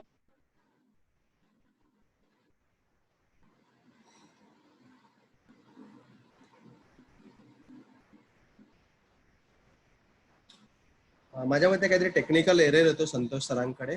तर सरांनी त्यांचा अनुभव एक्सपिरियन्स शेअर केलेलाच आहे आपल्याला. आणि त्यांनी ज्यांच्यातून हेच आपण लक्षात घेऊ शकतो की करोनावरती आपण यशस्वीपणे मात करू शकतो. त्याचप्रमाणे डॉक्टर जाधव सरांनी काही ज्या टिप्स सांगितल्या तर त्या आपण सगळ्यांनी फॉलो करणं गरजेचं आहे. ओके. तर कुणाला जरी आपण ठीक आहे. तर Santosh sir. Thank you. Yes. Yes. आणि सगळ्यात महत्वाचं म्हणजे संतोष सर तुमचं खूप खूप अभिनंदन. तुम्ही यशस्वीरित्या कोरोनावर मात करून परत काय ते पुनर्जन्म घेऊन आला. अभिनंदन. तुम्ही अधिक जोमाने काम कराल अशा मला डेफिनेटली आशा आहे. Okay. Thank you sir. Thank you Santosh sir. Thank you Sunil. तू चांगलं सेशन ऑर्गनाईज केलंस आणि खूप चांगलं करतोस. Very good. अभिनंदन. I am proud of you. Thank you sir. आणि आता आपण काय करूया की प्रश्नोत्तराचा सेशन घेऊया. मला पण आता आपला चॅटवरती 3-4 क्वेश्चन आलेले आहेत. तर अजून कुणाला जर काही प्रश्न विचारायचे असतील तर त्यांनी हँड रेज करा. ऑदरवाईज आपण जे आता चॅट बॉक्स मध्ये आले ते आपण डॉक्टर सरांना आपण ते प्रश्न विचारूया. कल्पेशजी हे स्क्रीन बंद केली ते चालेल ऍक्च्युली. स्क्रीन शेअरिंग बंद करा, काय हरकत नाही. आपण आता क्वेश्चन आन्सर सेशन करतोय. Okay fine. तर आपण डॉक्टर सर आपण जाऊया प्रश्नोत्तराच्या सेशन. हो या. परफेक्ट. तर कुणाला काय प्रश्न असेल त्यांनी फक्त हँड रेज करा किंवा चॅट बॉक्स मध्ये टाका जसं बाकीच्या लोकांनी टाकले. ओके. तर आता एक संतोष पाटील म्हणून आहे, त्यांचा एक सेशन ह्याच्यामध्ये हे आहे की तुम्ही मार्गदर्शन खूप छान केलेलं जाधव सर, पण काही पॉइंट्स काही लोकांना वाटतं की याच्यावर तुम्ही अजून डिटेलमध्ये सांगायला पाहिजे. तर त्याच्यामध्ये आहे की करोना विषाणू जो आहे हा किती काळ जिवंत राहतो, तर तुम्ही ह्याच्यावरती जरा मार्गदर्शन केलं तर बरं पडेल. जसं आपण मगाशी डिस्कस केलं की करोना हा आपल्या शरीरात इन्क्युबेशन पिरियड किंवा जेवढा राहायचा टाइम आहे तो साधारणपणे 2 ते 14 दिवस एवढा आहे. कळलं का? म्हणजे हा व्हायरस जर का लवकर मेला तर विदिन द 2-3 डेज पण पहिल्यांदा मरू शकतो आणि हायर साईड त्याला 14 डेज लागतात. साधारणपणे एक लाईफ सायकल संपायला 14 डेज लागतात. म्हणूनच आपण हा जो 14 डेजचा क्वारंटाईन कन्सेप्ट आहे की 2 आठवडे किमान घरी राहावा किंवा एका जागेवर स्वतःला बंदिस्त ठेवा. त्यामुळे 14 डेज हे जो राईट आन्सर आहे की isolation time should be 14 days. तर व्हायरसचा टाइम आहे 14 डेज. येस. नाही ते आहे. म्हणजे बाहेर किती वेळ राहतो, म्हणजे सपोज आता तुम्ही आता कुठल्या वस्तू ते आता त्या वस्तूवर डिपेंड आहे. साधारणपणे आपण पाहिलं असेल की लाकूड किंवा स्टील यावरती 2 ते 3 दिवस राहतो. हायर साईडला 4 दिवस. लिव्हिंग थिंग्सला जास्त वेळ राहतो. तर कधी कधी काही प्राण्यांमध्ये पण पाहायला गेलेला आहे की समजा एखादा नियर बाय डॉगीज आहेत किंवा काही मांजर त्यांच्यामध्ये पण हा व्हायरस राहतो. एक हप्ताभर पण पाहायला गेलेला आहे. पण सरासरी 2-3 दिवस असतो लाईफ त्या व्हायरसची. If it is not a living surface तर लवकर हा व्हायरस मरतो असं आहे. ओके. अजून एक दुसरा नवनाथ म्हणून त्यांचा प्रश्न आहे की एखाद्याला करोना होऊन गेला तर पुन्हा करोना होऊ शकतो का? हो, होऊ शकतो. आता कसं आहे लक्षात घ्या, एकदा करोना झाला की आपल्या अंगामध्ये अँटीबॉडीज तयार होतात. म्हणजे आपण मगाशी म्हटलं ना आयजीएम अँटीबॉडीज तयार होतात आणि त्याला म्हणतो आम्ही टी हेल्पर सेल्स. त्या अँटीबॉडीचं नाव आहे टी हेल्पर सेल्स. आणि त्यामध्ये एक मेमरी असते, एक प्रकारची मेमरी, जेणेकरून परत काही सिमिलर अटॅक झाला समजा सिमिलर कोरोना व्हायरसचा तर त्याला आपण अटॅक करून घालवू शकतो. त्यामुळे इन्फेक्शन व्हायचे चान्सेस कमी असतात. पण जर का लोड इन्फेक्शनचा दुसऱ्यांदा जो होणार आहे कोरोना आहे तो जास्त असेल तर तो व्हायरस त्याला अँटीबॉडीला मारू शकतो आणि इन्फेक्शन परत होऊ शकतं. आमचे डॉक्टर मित्र होते, मग सांगेन या गोष्टी उदाहरण, त्यांना 3 वेळा कोरोना झाला, ते 3 वेळा बरे पण झाले. म्हणजे असं नाही की ते स्वतः डॉक्टरांनी तरी स्वतःच्या चांगल्या ठिकाणी टेस्ट पण केल्या आणि ते बरे पण झाले, निगेटिव्ह रिपोर्ट यायचा, ते कामावर जायचे, परत त्यांना संभव व्हायचा. आणि he is really genuine man. त्यांनी कधी असं घाबरलं नाही की आता मला ऑलरेडी झाला तर मी बॅकफुटवर येतो, असं नाही कधी झालेलं आहे. आणि he kept on fight, he still working to my knowledge. तर असं आहे की त्यामुळे असं म्हणणं चुकीचं होईल की एकदा का कोरोना झाला की परत होत नाही. त्यामुळे गांभीर असं असं नको व्हायला की तुम्ही कोरोनात रिकव्हर झालोय, आता मला काय चान्स आहे तर मी कसंही निवांत, असं नाहीये. अँटीबॉडी जरी असल्या आपल्या शरीरामध्ये तरी पण त्या लिमिटेड असतात आणि रिचान्सेस ऑलवेज आहेत, ओपन आहे हा व्हायरस. ओके, त्याला धरूनच असा प्रश्न, एक दुसरा प्रश्न आहे की सपोज आपण आता हॉस्पिटलमधून आपण डिस्चार्ज होऊन आलो, तर मध्ये असं किती दिवस आपण आयसोलेशन मध्ये राहायला पाहिजे, त्याला कसं ठराविक पिरियड आहे का? म्हणजे काही डॉक्टर 7 दिवस राहायला. हो, आता कसं होतं ना की आधीच्या काळात 14 दिवस तिथे सेंटरवरच ठेवायचे, आयसोलेशन सेंटरलाच ठेवायचे, कारण त्यावेळेला एवढे पेशंट नव्हते. मार्च एप्रिलची गोष्ट आहे. पण जसं जसं पेशंट वाढत गेले आणि असिम्प्टोमॅटिक प्रमाण वाढलं, तुम्ही मला काय म्हणता 80% लोक जे असिम्प्टोमॅटिक होते, तर त्या लोकांना सुद्धा कोविड पॉझिटिव्ह जे यायचे ना, त्यांना आता सध्या 7 दिवस ठेवतात सरासरी, आणि सिम्पटम्स नसतील तर ते घरी सोडतात. आणि अपेक्षित असं आहे की टोटल 14 to 15 डेज तुम्ही किमान आराम करायचा आहे. मग त्यातले 7 ते 8 दिवस प्रॉपर कोविड केअर सेंटरवर असावं आणि उरलेले 7-8 दिवस किमान घरी आराम असावा. कारण lifestyle of virus is 14 days. तर का तुम्ही आधीच बाहेर पडलात तर व्हायरसने अगेन रेप्लिकेट किंवा नंबर वाढल्यामुळे परत आपल्याला रिइन्फेक्शन आपल्याला होऊ शकतं. तर बेटर आहे की तुम्ही घरी थांबा. 14 डेज पर्यंत तुम्ही किमान स्वतःला आयसोलेट केलंच पाहिजे. अजून त्याचबरोबर आता काही म्हणजे अजून एक प्रश्न आलाय की बरेच जण सांगतात की कोरोना हवेमार्फत पसरत नाही. ओके, मध्ये किती तथ्य आहे, किती खरं आहे ऍक्च्युली हे? नाही, उलटा याबद्दल मध्ये बरेच डिबेट झाले, वाद झाले आणि 2 स्टडी झाल्या. त्यानंतर असं सिद्ध झालं की मग असं मोर त्याला वेटेज मिळालं की कोरोना हा हवेतून पसरतो. आणि हे प्रकरण WHO ने पण याला दुजोरा दिलेला आहे, सपोर्ट दिलेला आहे की if it is a really viral load in a big number, हा हवेतून सुद्धा पसरतो. तुम्ही ऐकलं असेल ना, मध्ये 6 फूट होता, नंतर 13 फुटावरती ह्या व्हायरसची जंप झाली आणि आता तर सांगतात की ओपनली व्हायरस हा हवेतूनही पसरतो. त्यामुळं असं म्हणणं अवघड होईल की हवेतून नाही पसरत, हा 100% सिद्ध झाल्या पसरतोय आणि त्यासाठीच रिस्क वाढत चालली आहे. नंबर जो आता एक्सपोनेन्शियली वाढत चालला, तर आपण बघा इथे मुंबईतला तर नंबर कमी झाला, पण जे पेरिफरल एरियाज आहेत, समजा आता गावाला म्हणा किंवा विलेजेस साईडला, तिकडे नंबर वाढत चाललाय. कारण तेच आहे, कारण हा व्हायरस जिकडे तिकडे रन होतोय, हवेतनं बऱ्याच वेळेला रन होतोय असं. त्यामुळे हवेतून हा व्हायरस पसरतो, हेच आपण एक हे ठरवूया. ओके, अजून एक आपल्या सोबत आहेत साक्षी मयेकर. त्यांनी प्रश्न असा विचारला की जर ताप आणि सर्दी झाली तर 2 ते 3 दिवस लागतात. ओके, तर त्यावेळेस दिवसात काय ट्रीटमेंट घ्यायला पाहिजे? साक्षी मॅडम नमस्कार.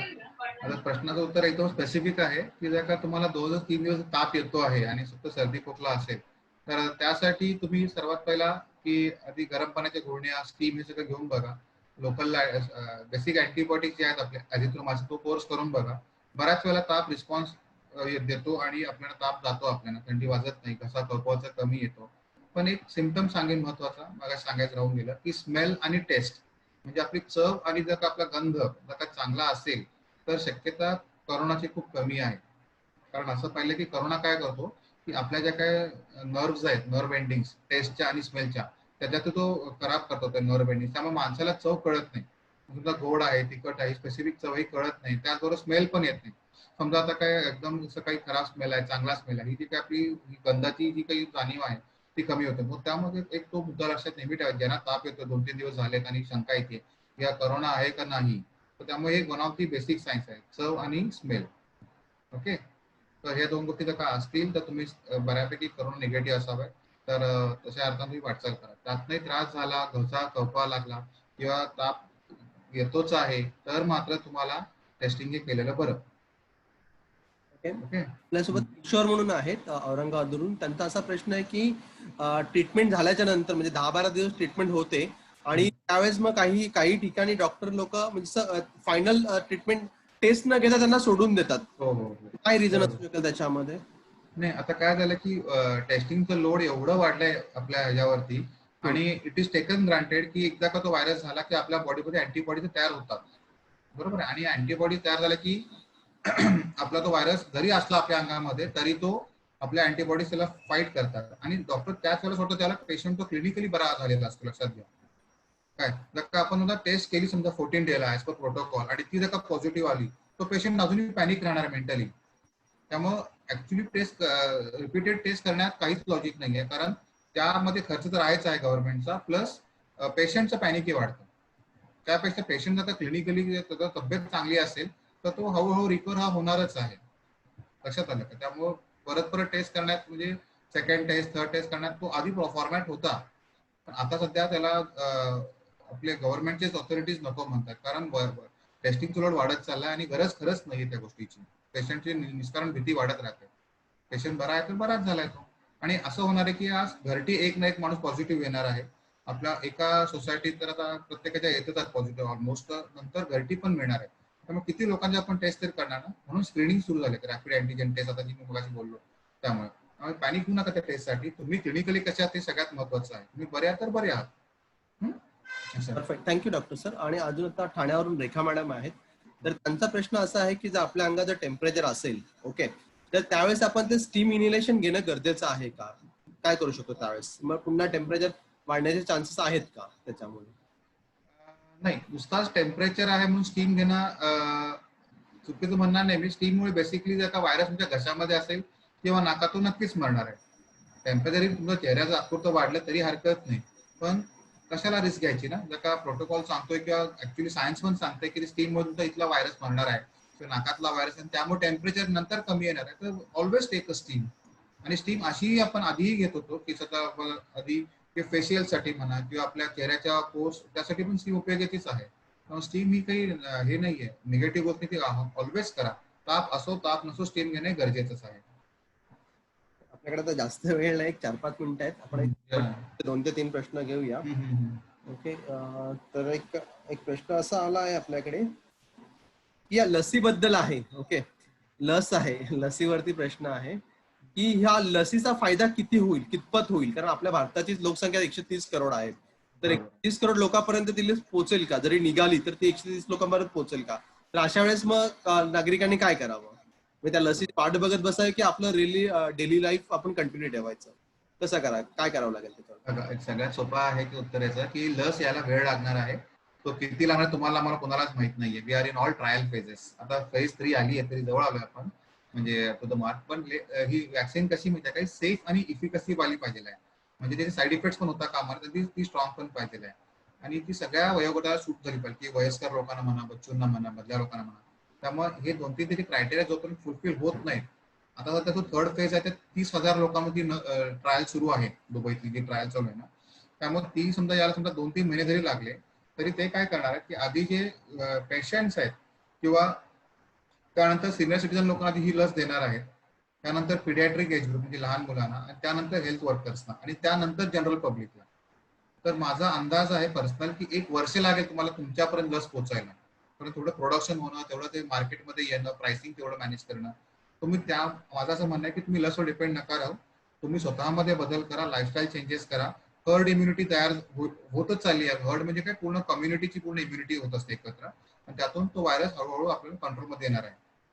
आलं का? जसं आधी मध्ये स्वाईन फ्लू आला होता, इबोला व्हायरस आला होता, सगळ्यांनीच आपण त्याला आता फाईट करून तो व्हायरस असूनही आपल्याला आपण त्याला आता फाईट देतोय. तसं त्याचा पण होणार आहे काही दिवसांमध्ये. कोरोनाची जशी भीती पहिला होती तशी आता नाहीये. आणखीन दिवस गेले पुढे की आणखीन आपण त्याला विसरणार घरात. त्यामुळे वॅक्सिनवर फार डिपेंड राहू नका. Vaccine is one of the treatment, पण बेसिक आहे की तुमचा लाईफस्टाईल चेंज. कळलं का? Thank you doctor sir. आता अभिजितचा एक प्रश्न आहे याच्यामध्ये, अभिजित पवार म्हणून आहे. तर त्यांनी असा प्रश्न केलाय की आता तुम्ही मास्क सांगितलं की मास्क तुम्ही वापरा, बरोबर, कुठे बाहेर गेला तर मास्क वापरायला काय हरकत नाही. पण जर आपण मास्क वापरायचं म्हणजे ऑफिसमध्ये जातो, तर आपलं ऑफिसचा टायमिंग कमीत कमी 7 ते 8 तास आपण ऑफिसमध्ये बसतो. तर कंटिन्यू आपण जर 8 तास मास्क वापरला तर त्याच्यामधून काही साईड इफेक्ट होण्याचे चान्सेस आहेत का आरोग्यासाठी? नमस्कार अभिजित पवार. बेसिकली मास्क असं आहे की वी कॅन्ट यूज कंटिन्युअसली, आपण ते सतत यूज करू शकतच नाही ऍक्च्युली. त्यामुळे we can take a break. ज्याला तुमच्या आजूबाजूला समजा 5-6 फुटावरती कोणी माणूस नसेल त्याला तुम्ही मास्क काढू शकता. इव्हन व्यायाम करताना पण असं पाहिलं गेलं की लोक मास्क घालून धापा टाकत पडत आहेत, त्यालाही पण मास्क रिकमेंडेड नाहीये. मास्क वापरायचं आहे, पण कधीही की ज्याला समोर तुमच्या माणसं आहेत किंवा गर्दी आहे तुमच्या आसपास, त्याला आवर्जून वापरायचं आहे. आता तुमचं ऑफिसचं टेबल जे असेल तिथे 2-3 फूट 4 फूट कोणी नसेल आसपास, तर त्याला मास्क थोड्या वेळ काढू शकता किंवा तुम्ही ओपन एअर मधून चांगला फ्रेश एअर ब्रीथ करून परत तुमच्या केबिन मध्ये बसताना करू शकता. आता यात फक्त एक सांगेन की तुम्ही जितकं तुमचं वातावरण समोरचं अगोदर फ्रेश असेल ना, नॅचरल हवा एअर पाणी आलं तर तुम्हाला ते बरं असणार आहे.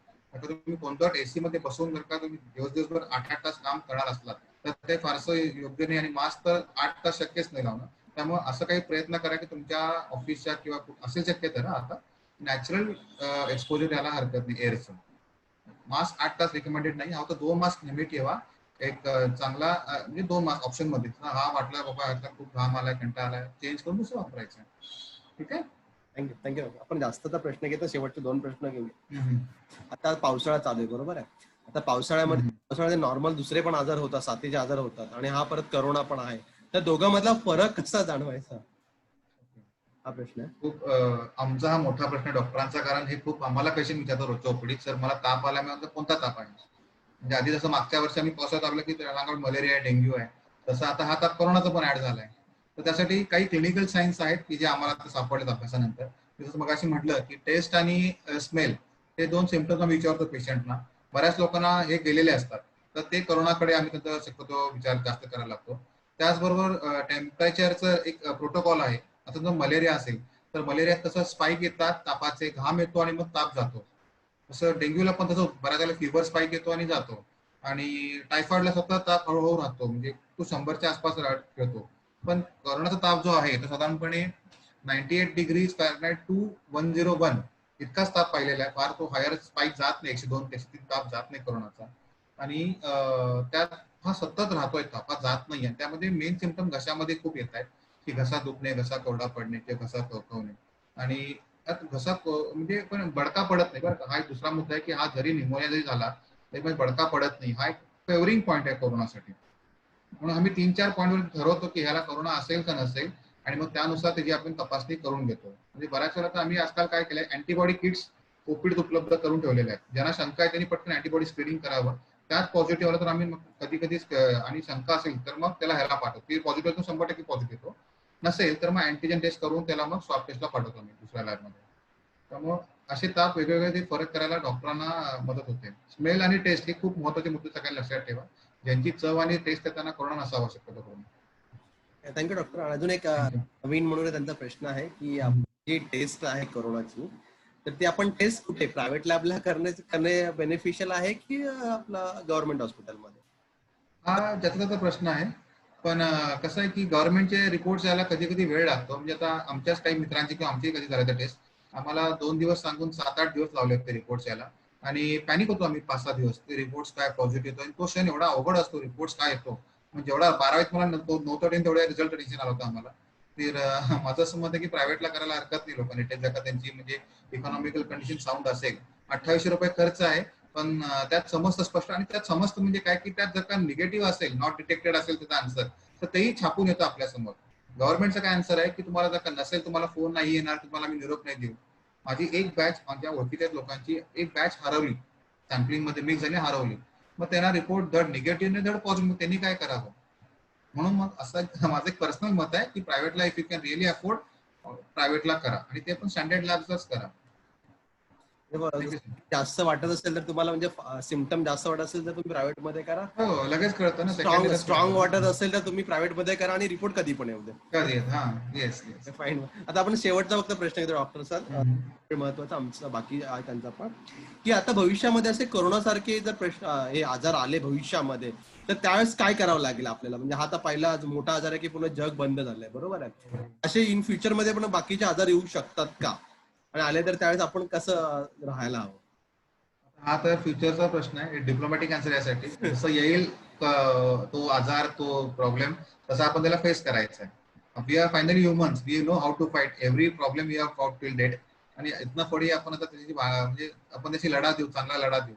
म्हणूनच आपण आता जो संवाद घेतला होता लढा कोरोना सोबतचा, त्यात त्याही आजाराचं आपण फक्त नाव बदलून आपण त्याची लढायला शिकू, नक्कीच शिकू. Okay, perfect doctor sir. आता आपण हे प्रश्न उत्तर स्टॉप करूया इथे. ओके, एक सेकंड. ओके, तर आपण आता आजच्या सेशनच्या शेवटाकडे येतोय. तर काहींचे प्रश्न राहिले असतील तर त्याबद्दल तुम्ही पर्सनली चॅट करा चॅट बॉक्समध्ये टाका. आपण फोनवर त्यांच्या प्रश्नांचे उत्तर डॉक्टर सरांकडनं देण्याचा प्रयत्न करूया.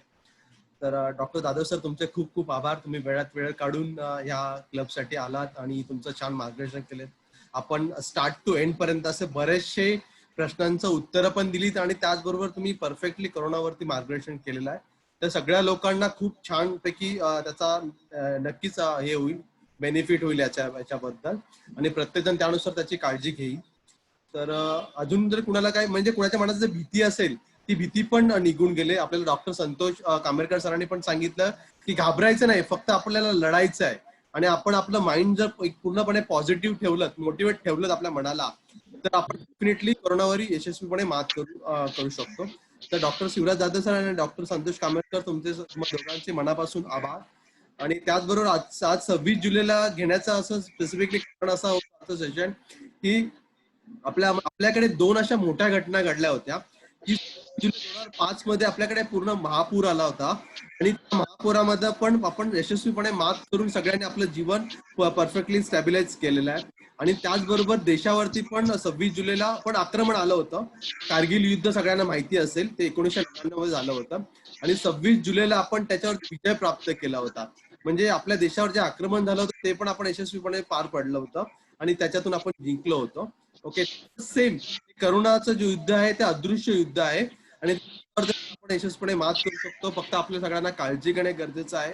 फक्त सगळ्यांनी काळजी घ्या. डॉक्टर सरांनी काय टिप्स दिल्या तर त्या सगळ्यांनी फॉलो करा, तर सगळेजण यशस्वीपणे मात करू शकतील आणि सगळेजण आनंदी राहू शकतील.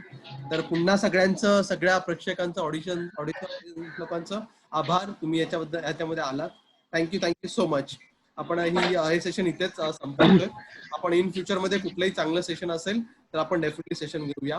आणि तुम्हाला मनशांती क्लब बद्दल सागर सरांनी सांगितलेलंच असेल, तर कोणालाही असं जॉईन व्हायचं असेल तर कोणी सेम आयडी असेल आपला, तर सेम मॉर्निंगला 7:30 कोणीही जॉईन करू शकतो. त्यातही तुम्हाला मेडिटेशन बद्दल माहिती भेटेल आणि स्वतःला तुम्ही मोटिवेट ठेवू शकाल. Thank you so much. Very good, very good, thank you very good Sunil, हे थँक्यू. सर्वांचं सगळ्या कोर्स डॉक्टर थँक्यू. छानपैकी कोहोस्टिंग केलंय. कल्पेशजी, प्रणवजी जे आहेत, थँक्यू सो मच. सगळ्यांचं धन्यवाद, अभिनंदन आणि doctor all Shivraj the best. Jadhav, धन्यवाद मनापासून. तुम्ही जे काही नॉलेज दिलं त्या नॉलेजचा सगळ्यांना खूप चांगला फायदा होईल आणि आलेल्या सगळ्या ऑडियन्स आम्ही डॉक्टरांकडनं प्लस आमच्या मन शांती या मैत्रीच्या क्लब मधनं तुमचे सगळ्यांचे खूप खूप खूप खूप आभार. मे बी आम्ही अजून याच्यापेक्षा काहीतरी नवीन वेगळे घेऊन येऊ. So thanks lot. Thank you so much again. Thank you. Thank you very much. Thank you. Sunil sir, Facebook live बंद करा.